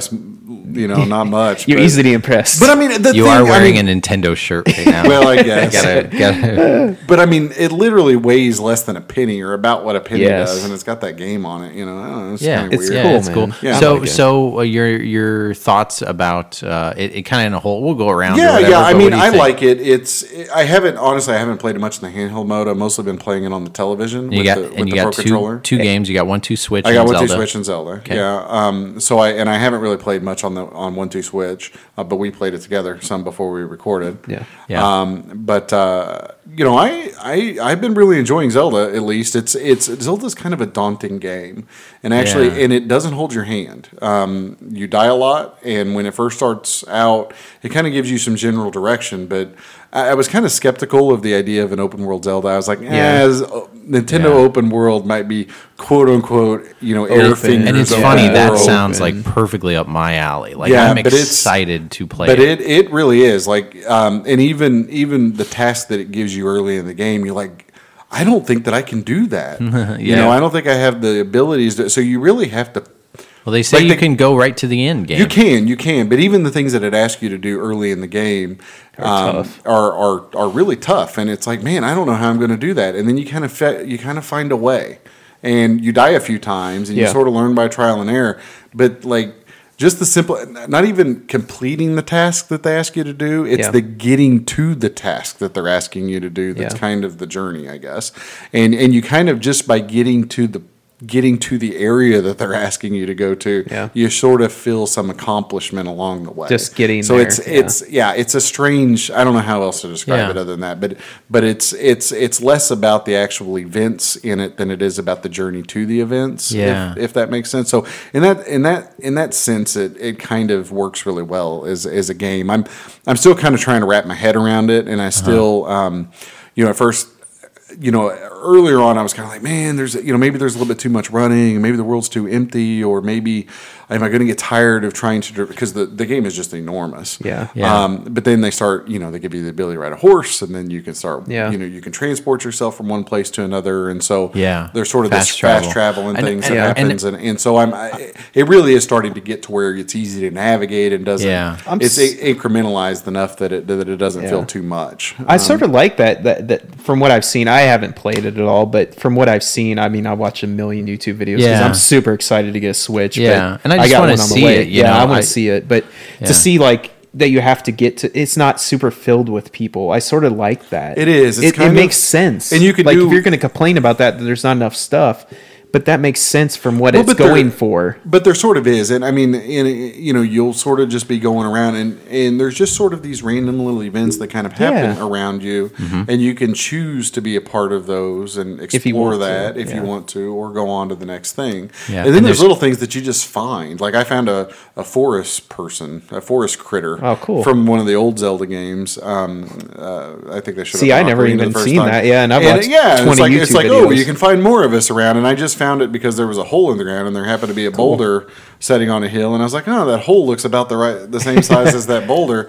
I think I'll just push that boulder into that hole. And, and I was just doing it just to have fun, and then this little guy pops out and says, hey, you found me, and so there's little things like that just all over the game where you think that it's not even really a thing, and then you sort of start messing with it, and then it ends up, oh, that's kind of a cool little thing. And so I don't know how you would ever complete everything in the game, and I'm sure I never will. People are trying. What they've equated it to is they say like Far Cry or some other open world games that I like, because I really like Far Cry, and the towers that you unlock that help bring more of the world open. I'm so used to that, and I love that because that's usually what I do. I think you'll end up loving and Assassin's Creed's like that too, where I go and climb everything, so I unlock everything, so I could see what's there. And that's for me the way to play those kind of games. Is don't worry about quests, don't worry about anything. If there's a way to unlock things and get your lay of the land, because it's like anything. It's like moving into a house and not driving in your neighborhood. Like everybody drives around their neighborhood when they first get a house, and if you don't, I don't know, you're weird. Let me know about it in the comments, I guess. I'm calling you weird. But what I've heard a lot of people say is, and this is kind of excites me about Nintendo because I'm still skeptical on what Nintendo's going to do after this. It sounds like a lot of ideas from other games. Yes. They don't have to say it out loud. And, they appreciate other games, but they obviously took this from this game, or they took this from that game. No, it's definitely... it's a hodgepodge of other ideas. Yeah, it is. I mean, it's definitely Zelda blended with a lot of other things that have happened in the last decade or so. Yeah. So it's kind of a hybrid sort of thing. But I like that. I think that's a good idea. I love that. It's them going outside of the box. If they would have made another really cool ocarina, Wind Waker was different. It was for the time. It's hard for me personally. I kind of have to step out of myself a little bit when I play this kind of a thing because I want to see Adam stepping out of himself. How do you do that? It's really cool. You take Benadryl. That's right. I took some Benadryl and I played some Zelda. You'll be able to witness it. No, but it's so I. In the general sense, I'm not a big open world game sort of guy. Yeah. I like games with narrative and lead you to where. Yeah, everybody trashes on games anymore when they're like, "Oh, it's too linear." I like linear games. I like being told a story. I like, hey, there's a task, go do it. And part of it's just my age, and that's the way I sort of grew up with video games in general. They were always task and goal oriented, and it's why I don't like Minecraft. It's the same thing. Like I just don't like, I'm a jellyfish. Let's just go be a jellyfish doing stuff that doesn't matter. Yeah. Like stuff that doesn't matter. Well, I mean, I guess that's video games. I got you. In general sense. I got you. You know what I mean? Yeah, I got you. So I like goal directed types of games, and even games like Mass Effect or I'm trying to think of others, but I never have been able to get into them that much just because I'm so tired of walking from here to there. Or even Assassin's Creed, like you guys say you didn't play. I'm like, this is a great game, but I could see, if you don't like that stuff. So, and it's not that I don't like it; it's just I would rather play something that's more of a straightforward narrative. So I've been trying to be like, okay, just take open-minded to it. Take this for what it is, play it like what it is, and don't try not to put expectations on it. And so there is a way you can play it as, and I've been. It's nice. You can play it as a narrative if you want to, and then step in and out of that narrative sort of as you see fit. Yeah. And so in that respect, it's actually really well crafted and well done. And it looks good. Yeah, and it looks good. And it's sort of got that cell shady kind of look to it, which I'm a huge sucker for. I love that visual style just in general. 11 style, like 11 on GameCube is great. Like that's really cool cell shaded style. I heard I saw a video on YouTube actually earlier today, and someone kind of said, it's the $400 Zelda game because everybody's buying this for Zelda. And I was kind of like, don't forget, especially Adam, it's a Wii U title, and evidently the Wii U one runs just as well or maybe even better or whatever. It runs fine on that. So it's, people are saying like, and it does. It's helped pushing the system and selling systems for sure, because if they did not have I saw GameStop had an article yesterday. The Switch has sold more. I mean, granted, it's only been out for a week, but it's sold more units in its first 3 or 4 days than any other Nintendo console ever released, including the Wii. And Zelda sold more than... Zelda sold more than any other. And what that also tells me is they made a good amount. That what I mean? I think selling out is not a big thing, but that to me is not so much demand. That's actually Nintendo, especially after that NES Classic debacle. Which was still a debacle. I would never guess. From our first episode, we always thought it was going to be in stock everywhere. I thought they would sell 400 billion of them. And supposedly they might be done making this thing. Yeah. Or maybe they did that so then this would sell better. Maybe because people are so worried about getting in his classic. Thinking Nintendo. I have to get Nintendo now. Those are different. Different cities in this. I know, but like those two didn't. Those two ideas came from different rooms. I just think they knew that. Listen, we keep saying we're gonna create something new. We're gonna be innovative. They kind of started this earlier than they thought based on the Wii U. So they at least knew, when the Wii U wasn't doing well, they really you can tell because the Wii U ended up really losing so much of, you could tell, even though Nintendo's like, we stand by our product, something's coming, but you can tell the focus that was probably supposed to be 50% Wii U, 50% new console was split in a different way. Who's to say it's 70-30 or 80-20? But then they went, okay, we need to get this next one really right because this one we were off on. Yeah. Hey, it's it still has its quirks. Like, we should talk about the console a little bit. I'll just bring up a couple. I got to play it, and I was actually a big fan of it. You got the cool, Zelda case in it. That looked really cool. I held this thing. It looked really good. do you still have something to say about Zelda? We can still talk about Zelda. No, Zelda's a great game. Yeah, it's fine. I think I've said everything I want to say. Okay, yeah. Zelda is a great game. It looks great, and I'm excited to play it whenever I get one of these Switch things. But I was going to mention one more thing. And so we had spoken in a it's not to cut you off too much, but this is just another dingbat thing of my own. I talked about in previous podcasts how occasionally I'll pre-order games and then forget that I pre-ordered them and then pre-order them again. Yeah. I did it with the Wii U version.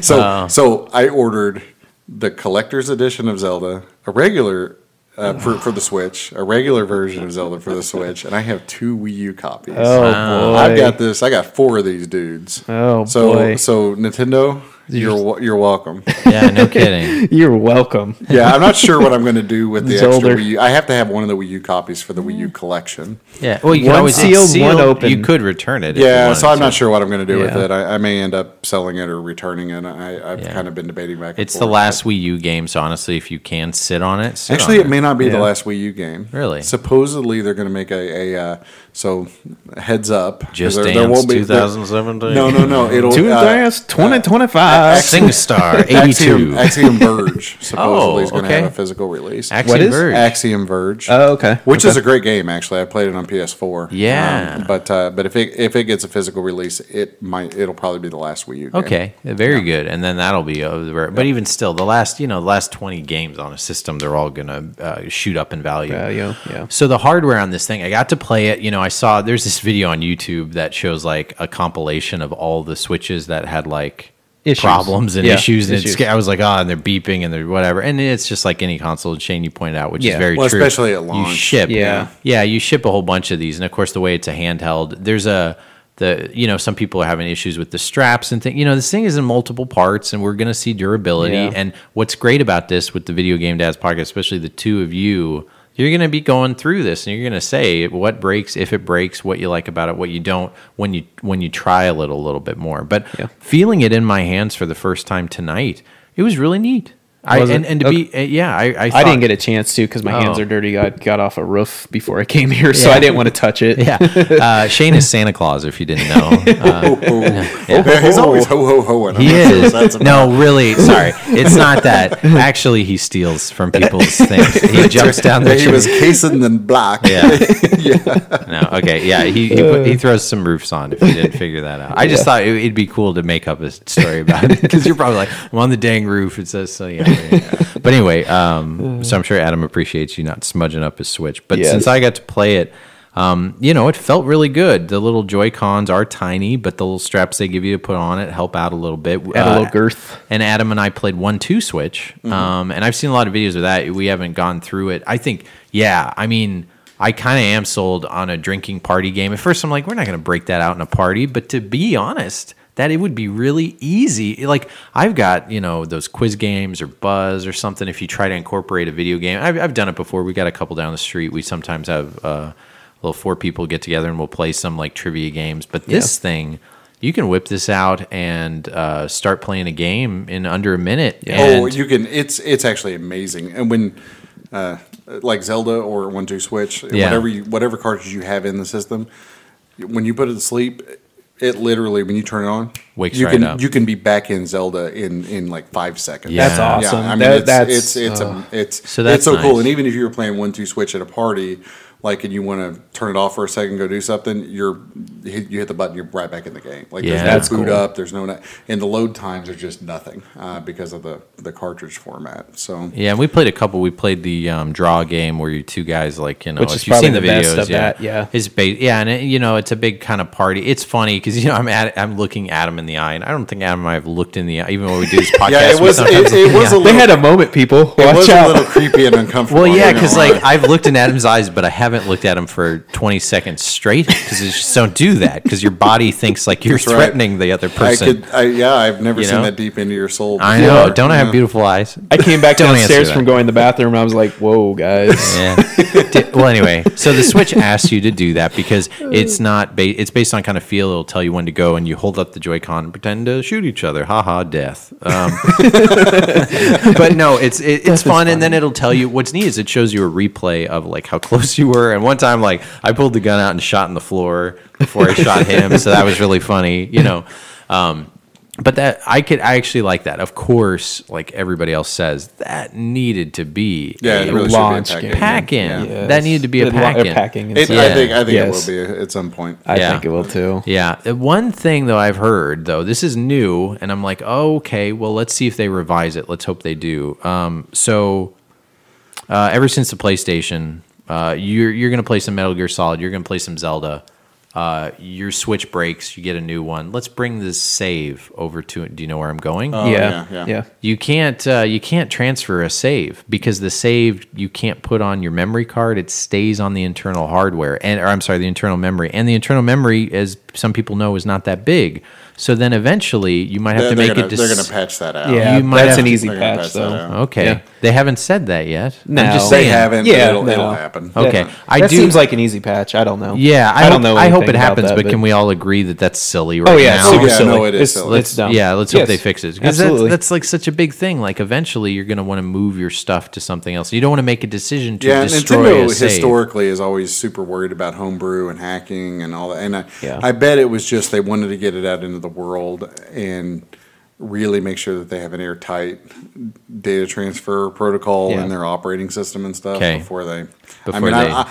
This is complete conjecture, but that would be my guess. But even like Wii U and stuff like that, like if you look at the user interface now on Wii U versus when it launched, it's not even the same. It's nothing. Good, so they're at least doing that. Yeah. I did hear they still got friend codes. Is that right? Yeah, sort of ish. Yeah, it's more Nintendo account kind of thing. And honestly, I haven't done that much online. Really, there's not that much online to do on it right now. Yeah. So that's all that infrastructure is coming. There's still a lot of question marks with it, but from what's there, it seems like I don't know. It looks cool, and I like the way it feels. And yes. It's kind of incredible. And I know that it's like yes, my PS4 Pro does look better than the Wii U. I mean, not the Wii U. Sure, the Switch. Sure. Yeah. I have them both on my 4K TV upstairs, and switching between them. I'm switching between Zelda and Uncharted 4 right now. Yeah. Well, that's not fair. Well, I know, but I mean.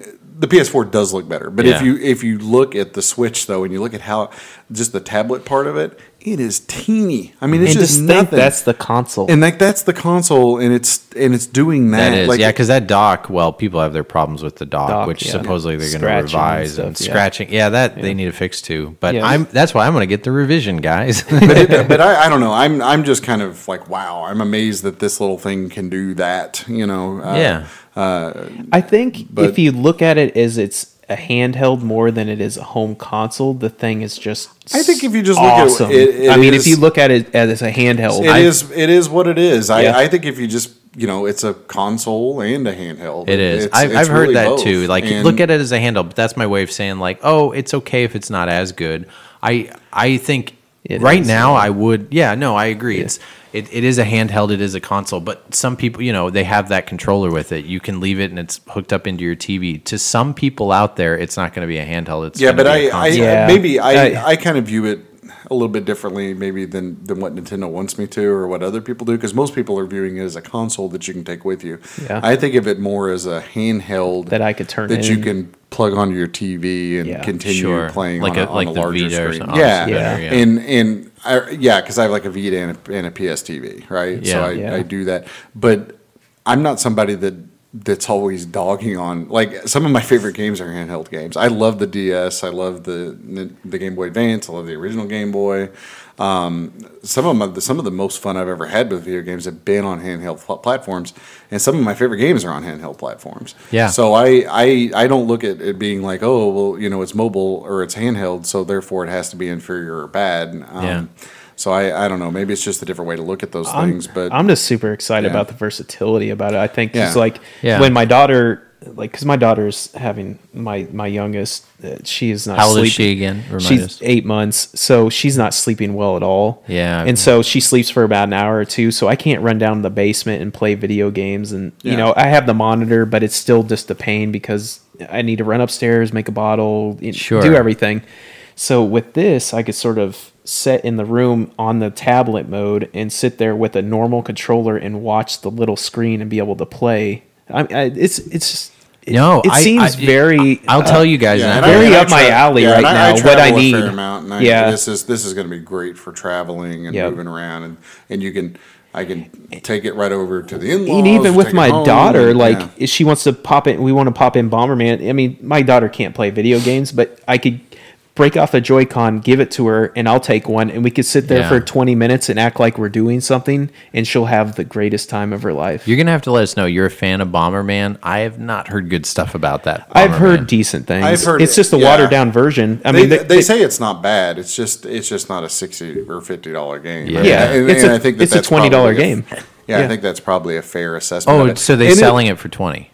No, they're selling it for 50. They're selling it for 50. Yeah, so it's just overpriced. Yes. That's, it's overpriced. That's the issue. The options that you get with it are just bare bones. But in 6 months it will be a $20 game. That's the thing. Yeah, it'll totally be worth whatever they're asking in 6 or 8 months. Unless there's some DLC, because that's the new thing. I got a week old right now. I can tell you, I would want to Switch right now. There's been so many times because we have our living room as kind of the baby room, and people are coming over and seeing the baby all the time, so we can't just have him up in his wonderful nursery that we're not utilizing. Yeah. I would love a Switch right now. I'm watching videos of people play Zelda instead of playing myself because I've really wanted to play another game I can mention after we're done with the Switch that I got, but I can't really do that yet. So the Switch right now seems to be a perfect console for new dads. New dads, yeah. I would recommend it, I guess, if you have the means. I'm going to wait for a bundle around Christmas. I'll be able to play your guys's. And Shane, sounds like you're going to get one. Yeah. You got a kind of score recently. I got a score because talk about that real quick. I found a person on a Facebook Marketplace that they had... Facebook? Facebook. You mean Craigslist Personal? Yeah, pretty much. They had about 32 games, and they had them all reasonably priced, and they're all like first-party Nintendo games, like Mario Kart 8. Good high resale games. Yeah, that's high resale games. When you showed that picture, I was like, you could see a lot of 32 games, and they could all be kind of junk, not worth much.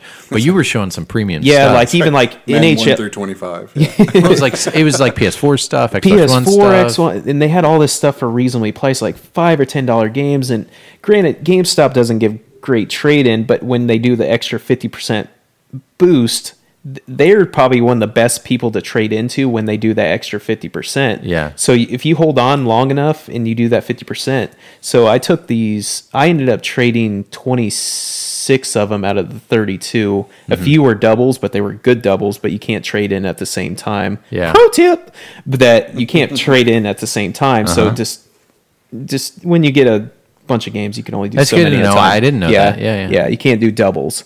They get a little mad about that. So, oh gosh, yes, GameStop. Yeah, you gotta love it. I bet you that whole spot. Well, we can't really do this. Well, we can't really do this. There's two copies of Mario Party 10. We could. We can only give you 3 cents. Yeah. Oh man. So I traded in as much as I could, and then I kept a few of the games because there was like a Super Mario All Stars on like the Wii, which was really cool. I didn't have that, so I held that back. And then Hello Kitty because they were going to give me a quarter for it, and I was like, and it matches your underwear.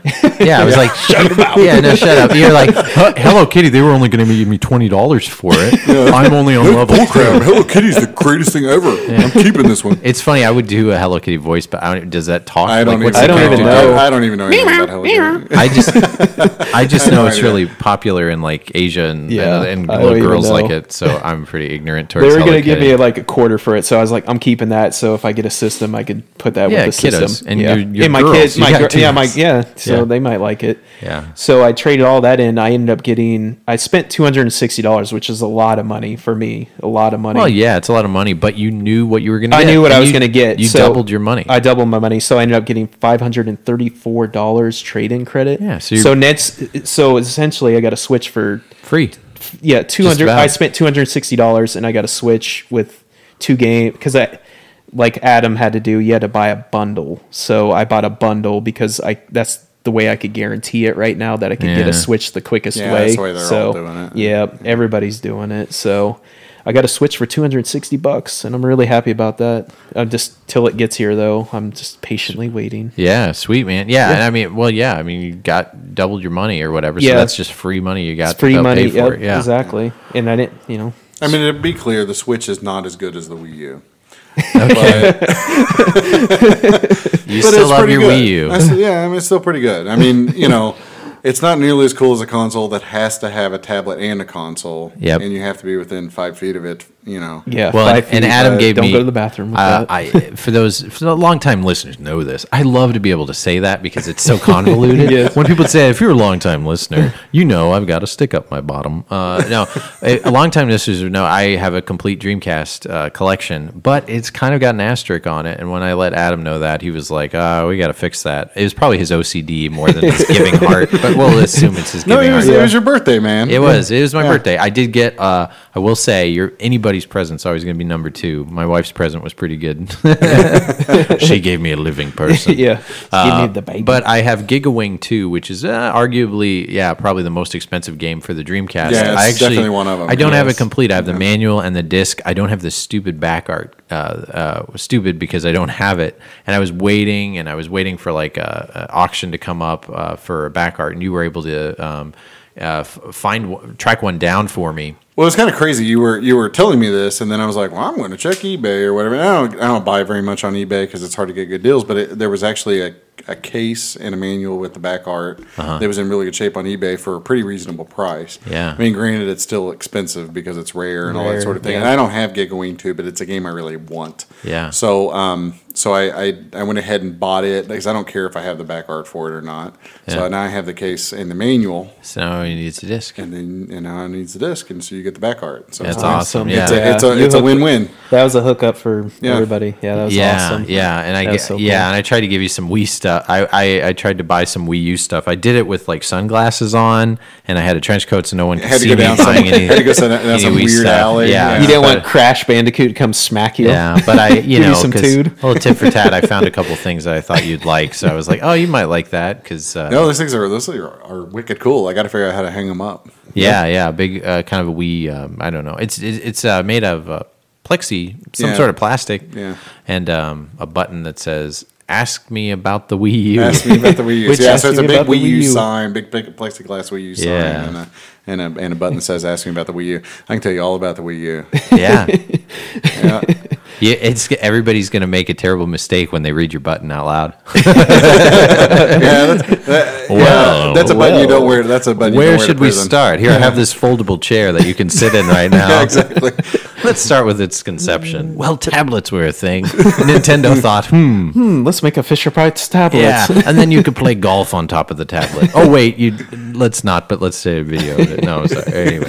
Anyway, I do like the colors of that light blue of the. I love that dark. Yeah, it's like a teal, a teal and black. It's growing on me. Great. It's kind of different. That's my favorite color. Well, Nintendo so Apple does something, and then Nintendo's like, that looks kind of slick. And you're right. They sort of kind of do the same thing. I've actually, the more conspiracy side of me keeps expecting like there to be some big Apple meeting where Nintendo pops out and says, "Oh, we're doing an Apple console," but they I don't know if that'll ever happen. But when Miyamoto showed up at the Apple conference with Mario Run, you're kind of like, maybe there is something maybe eventually going to happen here, but we'll see. But. Well, and aren't they doing? Isn't Nintendo doing something with Universal? Right? We talked about that. We did it early. Man, that was a long time ago. Episode 1 or 2. Yeah, it feels like we've done this for a little while now. Episode 1. Goodness, go back and listen to it. We sound younger. Yeah. So cool. So that's the Switch. You're gonna get one. I'm getting one. Shane's gonna get one. I mean, sorry, I gotta say these names out loud. Shane's gonna get one. Adam has one right now. And I will probably get one. You need to get one. Zelda looks great. And Mario looks great. I do have this thing, this 1 week old baby, where I'm like, I'm not going to have time to do anything like that and play our games. So anyway, that's the Nintendo Switch. All right. So moving on. Yeah, moving on. What have you been collecting? What have I been collecting? Well, I've got a few things. I've been doing pretty good for the most part on focusing on the things that I said that I was going to do in our New Year's resolution segment of a previous episode. So I know, right? But I've been focusing on the NES, and so I happen to be on some travels here lately, and gone to a few stores I haven't been to in a while. I like that phrase. I happen to be on some travels. On some travels. Man, you've been playing a little too much Zelda, perhaps. Indeed. I just imagine you prancing around in a cape, like in your neighborhood. Like I am off for doing travel. It's just a beach towel and a piece of cardboard. Yes. Yeah. If I don't come back in 4 moons, and your wife's like, "Dude, what are you on now, Benadryl?" Okay, stop. Yeah. Sorry, go ahead. So I went to a couple stores I haven't been to a while, and I picked up a game called Color a Dinosaur for the NES. Oh yeah, in which you color a dinosaur. And that sounds great. It's like a really crappy version of Paint for Windows 3.1. Mm-hmm. I played on my EverDrive. It does what it says. You color an you color a dinosaur. Color a dinosaur on your NES. It's a surprisingly expensive game. Color a dinosaur because it's pretty rare. I bought a game called Street Gangs. Which is a PAL only version. That's River City Ransom here in North America. Oh, okay. And I think they changed the name here for obvious reasons. Yeah. Yeah. And then I got a game called Chubby Cherub.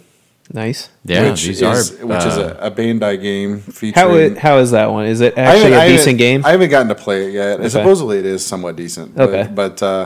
But it's about a fat little angel. A fat little angel. Yeah, that's the Chubby Cherub. Sometimes rare doesn't equate to good. So frequently rare does not. Rare equals crappy game. So sometimes though rare equals interesting and weird, which is sometimes kind of fun too. Yeah. But it's also the nickname of Shane that we give him. Like, oh, you're a fat little angel. Yeah, that's right. Oh, you little chubby cherub.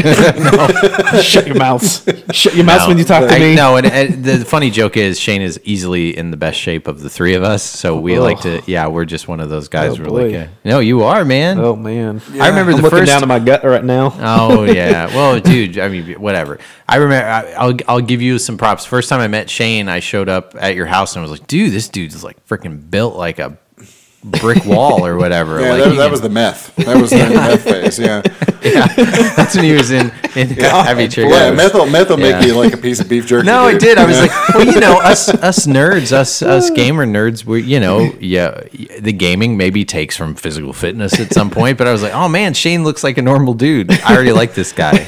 And then we found out we like the same sports teams and all this stuff. And then, we take baths together. No, I'm just kidding. Just kidding. Son of a. Just kidding about the last part. I love to say that stuff because Shane gets so uncomfortable. Where obviously I'm kidding and he knows I'm kidding and he just feels so uncomfortable. It's so worth it. Sorry, Adam. I stole from you. No, it's okay. So I did some of the GameStop retro stuff. I had kind of resisted, which is unfortunate because I actually missed that on some pretty good buys on some pretty rare NES games, I think. But I ordered Donkey Kong Country 3. They had a buy two get one free thing going, and I got Jurassic Park, Donkey Kong 3, and I'm totally blanking on the third game. It wasn't anything that was for what system again? Sorry. Oh, Bomberman, NES. Yeah, Bomberman 1, not 2. 2 is much more rare and expensive, but I already have it. Why didn't you let me? You should have let me know you needed Jurassic Park. Oh, well. One of the 8 games. Well, it was only like $10 or something. Jurassic Park. So, but it was buy two get one free. But one of them I got was Donkey Kong 3. So they gave me 2 copies of Donkey Kong 3 for some reason. So on accident. Yeah, so GameStop, you're not getting it back. Sorry, but they gave. So I ordered 3 games. They sent me 4, and so I got 2 copies of Donkey Kong 3. I'm telling you, that GameStop ain't so bad sometimes. Sometimes the poor service just that's such a weird mistake because think about like that normally happens if let's say you bought 3 and they give you 2, or you bought 3 they give you 4. But there's no logical reason why you would give for them 2, to put 2 in there unless they thought that like buy 2 get one free. Whatever crackhead they have working in that warehouse was just like he put them in the box. He's like, I don't think I gave him a Donkey Kong 3. Well, he said buy 2 get one free, and Donkey Kong 3 plus 3 equals 6. My head's gonna explode. Just put 2 in there. He's like, cocaine's a hell of a drug. He just gives me another Donkey Kong 3. So, I got 2 Donkey Kong 3. So that's Shane, awesome. If you need a Donkey Kong 3, there's an extra. Oh man, GameStop can never be a sponsor now. I know. Womp womp. They're gonna look back on this, but nobody would probably listen to us if they were. And then I also got a game Swamp Thing for the NES, which is you got that from them? No, I got that from a game store. Oh, game store. Okay. And that's the one with the really cool cover, right? The cover's like really kind of 80s. Awesome. Yeah, it's super 80s. I love it. But I actually the game's horrible, Ro, ain't it? I've heard from some people it's good, but most people say it's bad. Yeah. I actually read the Swamp Thing comic books though back in the day. Oh, cool! So yeah, kinda I saw the cartoon back. Well, I don't know if they were the original comic books, the Alan Moore comic books. And Alan Moore is the guy that did Watchmen and some of the other. Oh, cool! Oh, yeah. But yeah, like several years ago, I read some of the Swamp Thing comic books, and it's kind of good. And then there was like a show on in the '90s. I remember sort of vaguely Swamp Thing. Swamp Thing was kind of a thing in the '90s, which I guess is why they made a video game too. But so I got that. You know, so that's kind of cool. Cool. And that's mostly it. And then on the Switch crap. Cool. All right. What about you, Shane? Well, I think we missed out because my daughter got sick last episode, so I had to cut out early. But I ended up getting 2 kiosks. I ended up getting a Nintendo 64 kiosk, which I think you guys shared with the audience. But I also got a Sega Genesis kiosk, which is just half of it. It's also a combo. It used to be a Sega Saturn. Also, you could change out the marquee, but it's just a center part. So you could put it inside, and there's like a bottom base that has Sonic on there and has a blue light. You're like it's kiosk rich, man. I am kiosk rich right now. There's like no kiosk to be had. How many do you have now? I have 1, 2. I'm not losing count now. Oh my gosh, you smug son of a gun! He's like, I don't know when you got so many kiosks. Seriously, that was the hardest. This is the hardest point immediately of me not cussing right now. Is on this show. I'm so happy to have kiosks now. I'm like kiosks. Like that's what I look for now. Like I don't even look for game. I look for kiosks now. I love them now. And who knows how many you have because you can't count them. Yeah, I have so many. I have 4. I have 4 of them. Well, if you lose a Wii U one, I'm guessing Adam would likely. Yeah. If Shane loses his Wii U, he's gonna be on your roof stealing your crap. But no, I got that, and my big pickup with the 30 some odd games, the Wii U and stuff. Picked those up, and nice. Man, there was one other pickup I had. Oh, I got for the NES. Gargoyle's Quest 2. I did this through GameStop. That's a good game. Yes, actually. good game. Yeah. And they had it for a good price, solid price. It was $55. That's not bad. I'm not even sure what it's going for now. I think it's around 80 to 90. Yeah, I've got the Gargoyle's Quest trilogy. But the funny thing about that trilogy is it's weird. It breaks off into Game Boy. There's Game Boy. And then there's NES, and then there's Super Nintendo. Oh, yeah. Yeah, Super Nintendo. So you have to have 3 different systems, which is really weird. Nintendo systems, for the trilogy. But when you order from GameStop, you sort of take a risk when you do this. Yeah. So they're betting. you don't know if you're going to get a crappy label, good label. I got an excellent label. I almost thought it was fake, so I cracked the thing open and made sure it was real. Of course, which it is. You need to do that. You need to do that either way. Already. Yeah, you can get on Amazon and order the bits to open up the cartridges. For always like do that. Yeah, I think everybody should. And know. it's only if $4. If you're going to buy any just game for over $50, crack it open, make sure the board is legit. So, nowadays, Yeah. And also, I didn't mention I got Cannon Spike through GameStop. Yeah. Which you take a major risk of getting just a loose disc, which I hate loose disc, but this game looked really fun. I played it over at Ben's house. Yeah, you were weighing the pros and cons because you were saying, hey, is this a good deal? Likely it's going to be disc only. Is it worth the risk? And the price that you were going to get for it with your little discounts or whatever you were doing and showing, it was like, yeah, that'd be worth it because Cannon Spike, you played it over. It's a great game. Great game, fun game, and I think it was going to be... really hard to get to. Yeah, hard to get, so it came complete... crispy, super nice. That's crazy. I just couldn't believe it. Yeah. I got really lucky. So yeah. Thank you, GameStop. I know. Yeah, shoot, if you wanted to, you could, well, not like you're going to, but you could sell the manual and the case to basically get a free version of it. You know what I mean? Yep. That's how much... But that's what's funny about some of those games. I have Garu Mark of the Wolves for Dreamcast. Yep. And it's I don't know, maybe it's top 10 rare for Dreamcast. I'm not sure. But it's not that much, but 20 or something. Yeah, top 20. Yeah, 50, 60. But I had it's $50 or $60 game, but I had the disc and the back art, but didn't have a manual. I happened to be in a game shop, and told the guy like, "Oh man, I totally buy that, but all I need is the manual. Is there any way you'll just sell me the manual?" So it sold me the manual for like $5. Heck yeah! Oh, wow. Yeah, and I was like, I was like, holy moly. Yeah. You know, and then you saw him on the street corner with his name tag still on. I'm like, sir, you are horrible at your job. Please give me that manual. Man, that guy's going to get fired. Yeah. No, so just kidding. But I was thrilled because I was like, wow, it's funny because, half the value in that thing is this stinking manual. Well, and it should be that way. You know, we're joking, but honestly, the manual should cost no more than $5 because it's a friggin' piece of paper. Like, again, I'm saying that, and I'm very happy to get the back art of GigaWing to be 100% complete, but it's crazy. You know, that's kind of the OCD collector market. That's 100% it. It's weird no one does that, and that's also in vinyl because like if you bend a corner of someone who owns vinyl, you might as well slap his firstborn or push him in the mud because literally, like, you go on a forum and they're like, "Oh, the side got slightly bent," and everybody's like, "You might as well throw the whole thing away." So that's the collectors for you. It's weird though because like with disc, I don't like disc only, but when it comes to like Nintendo and Super Nintendo, I could care less. I mean, I like having the box, but I could give a crap. I could give a crap. No, and I mean, and that's the thing. Like, I like boxes for NES games, like all else being equal and stuff, and I will spend a little bit more if they have the box, but not much more. Yeah, but I'm not spending $100. No, the disc needs a home. I always feel disc-based games need a home. Those things look fragile. The reason you remember when you first had a disc, you hold it, and if anybody touches it weird or whatever, scratches on it, you put the disc in the thing. The carts are meant to. They were never meant to. You know, the cardboard and initially the packaging. No one ever. They weren't meant to keep. Yeah. Anybody who kept them was just ahead of the curve. You're smart. Well, and I rarely buy just disc only games and stuff, but I bought a whole CD folder full of Sega CD games many months ago, and so I have a fair amount of my Sega CD games are disc only, but I got them for dirt cheap, like $1 a game. I mean, if they're cheap, you might as well. Ben, what have you been collecting and playing? Well, I got something I wanted to mention because I know Breath of the Wild is taking everybody's breath away.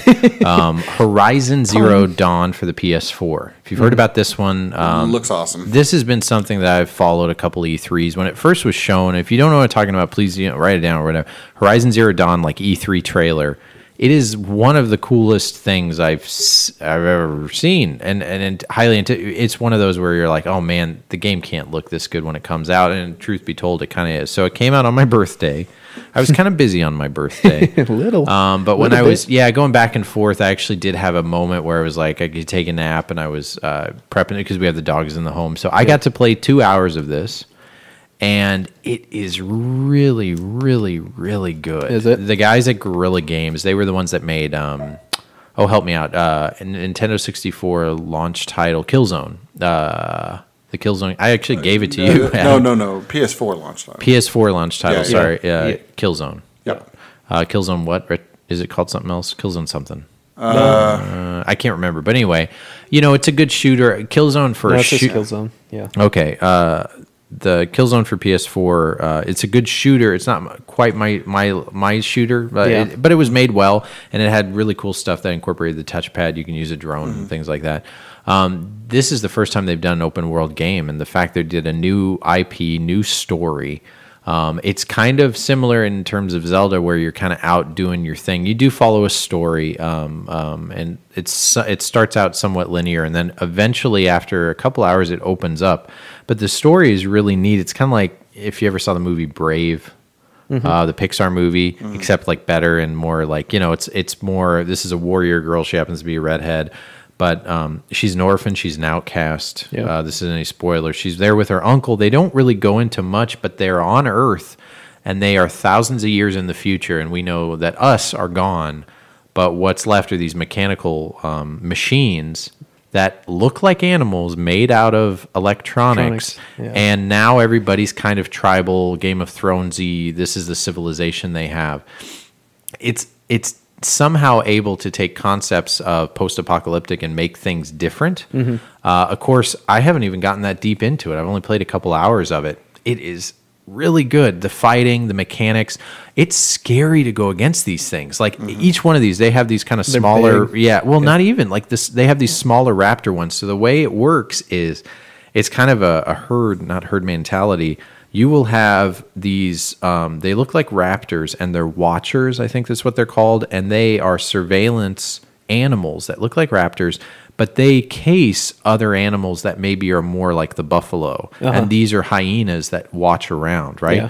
And they work together. So if you're spotted, you'll kind of lose the whole thing and they'll all kind of come after you. So you kind of have to pick them off from far away. And if you get on a one-on-one fight, they can gang up on you. Not like gang up on you like Batman Arkham, where it's like, oh, one guy will hit you while the other guys sit around and don't do anything. And then the other guys come in. It's like, no. They will all like gang up on you because you're about to get taken care of.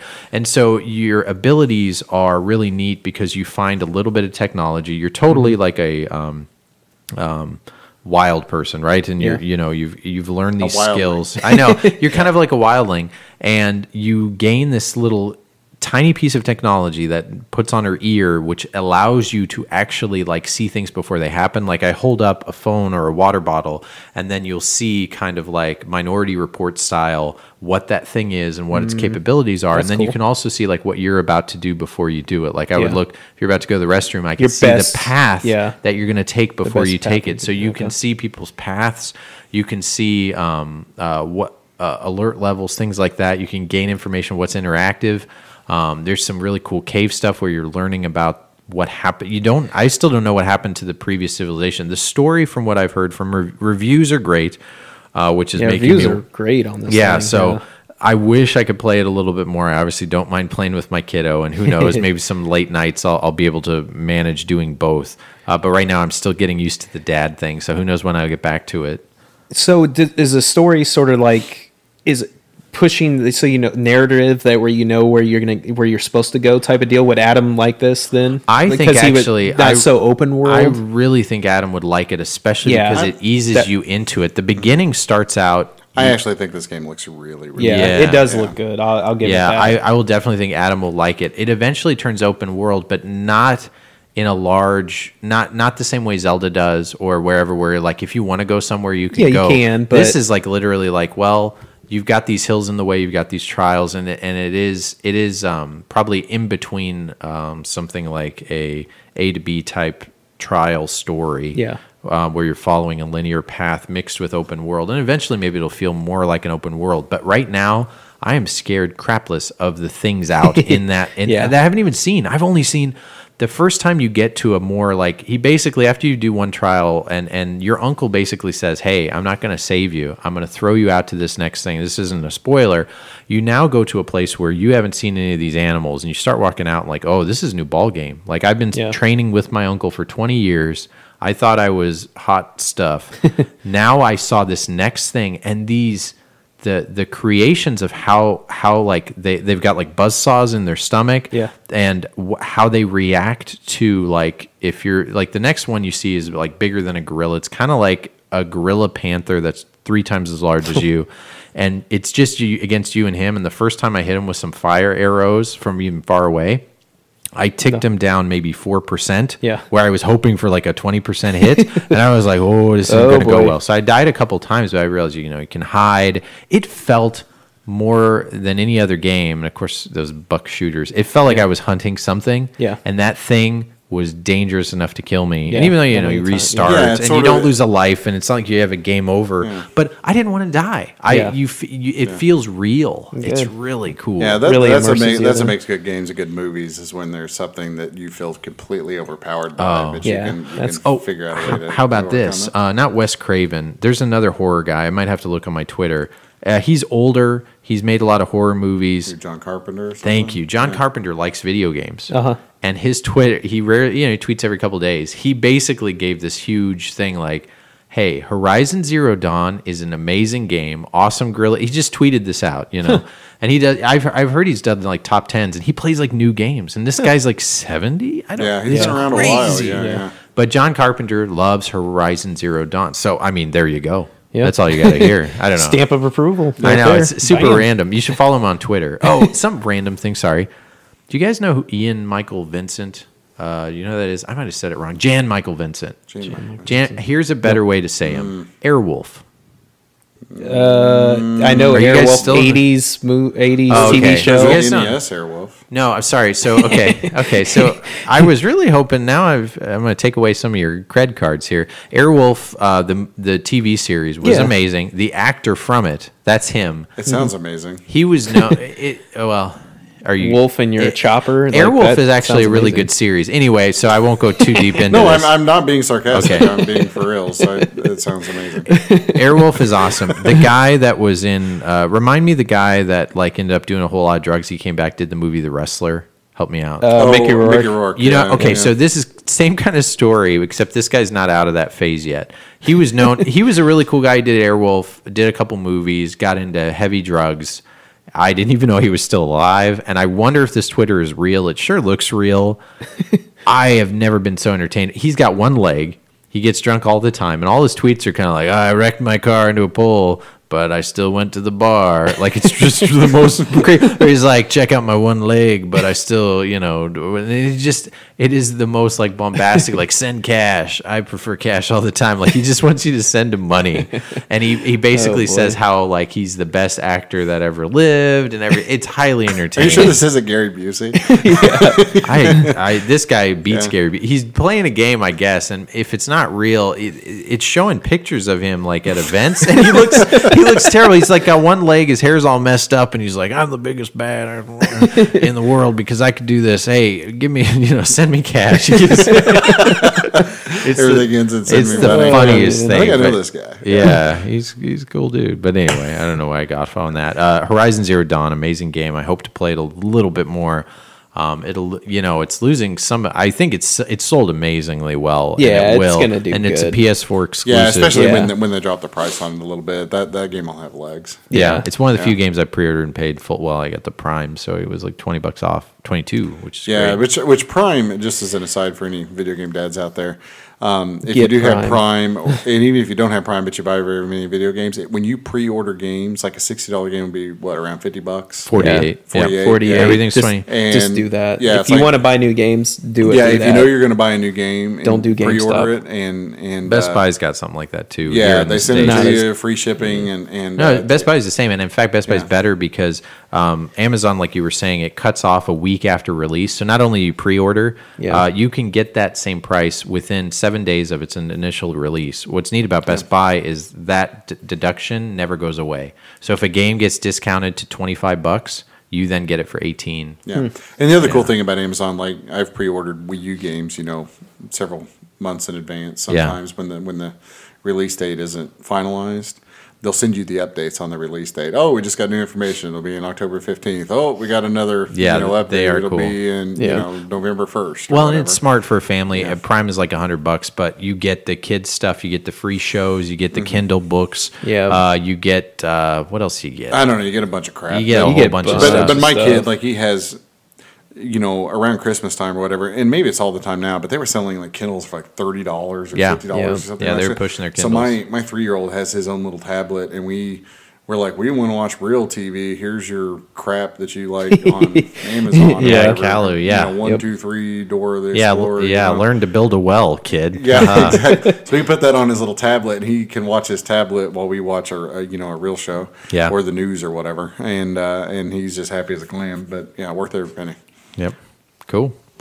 Anything else? I think that's it. All right, good. Yeah, well, we were going to wrap it up here. This is our episode 9. Played some games, collected some games, got some cool stuff. I got one other thing I got for the GBA, Pocky and Rocky. I've been looking for that for a while. Man, I'm jelly on that. Yeah, I got a really good deal. There's a vintage stock, and they had it in stock at that's another roughly store. $5 billion if you get it for the Super Nintendo. Yeah, it's expensive, but for the GBA, it's not. I never thought I would because it's like $120. It's an expensive game. I'd never pay that much for it. But what was neat was this video game store undervalued it, and they also took over the phone a 20% off coupon card. Over the phone too? Over the phone, and they also like free shipping, and I thought it wasn't going to happen. It was one of those, I call them, and they're like, oh, it's on hold because it's from a pawn shop, and in our state, we have to hold things for 10 days, and I kept calling, and the 10 days was never over, and I'm like, oh, I bet you someone in the store wants it, or they're playing it, or it's going to be a bootleg. Well, no, it all worked out. They called me, and I had it delivered, and so I got that. That was kind of a neat little pickup, but besides that, that was the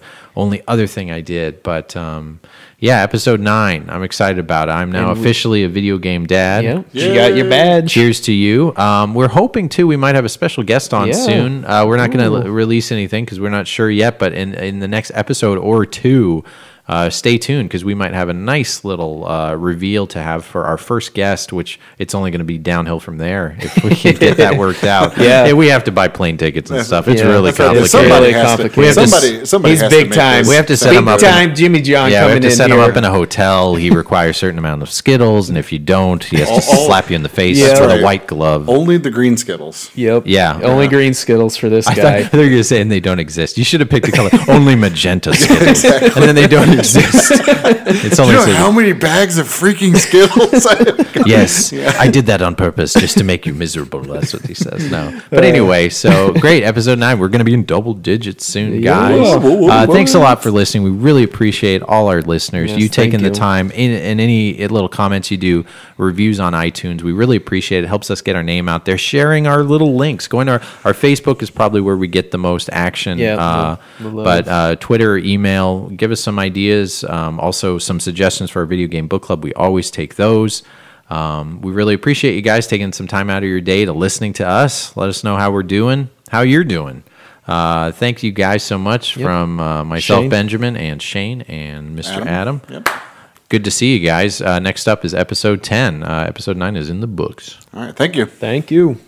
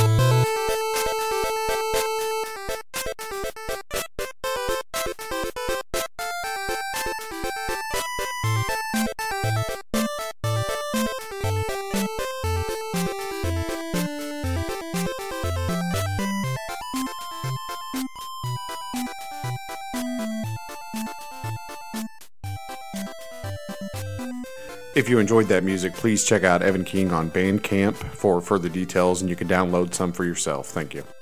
Bye-bye.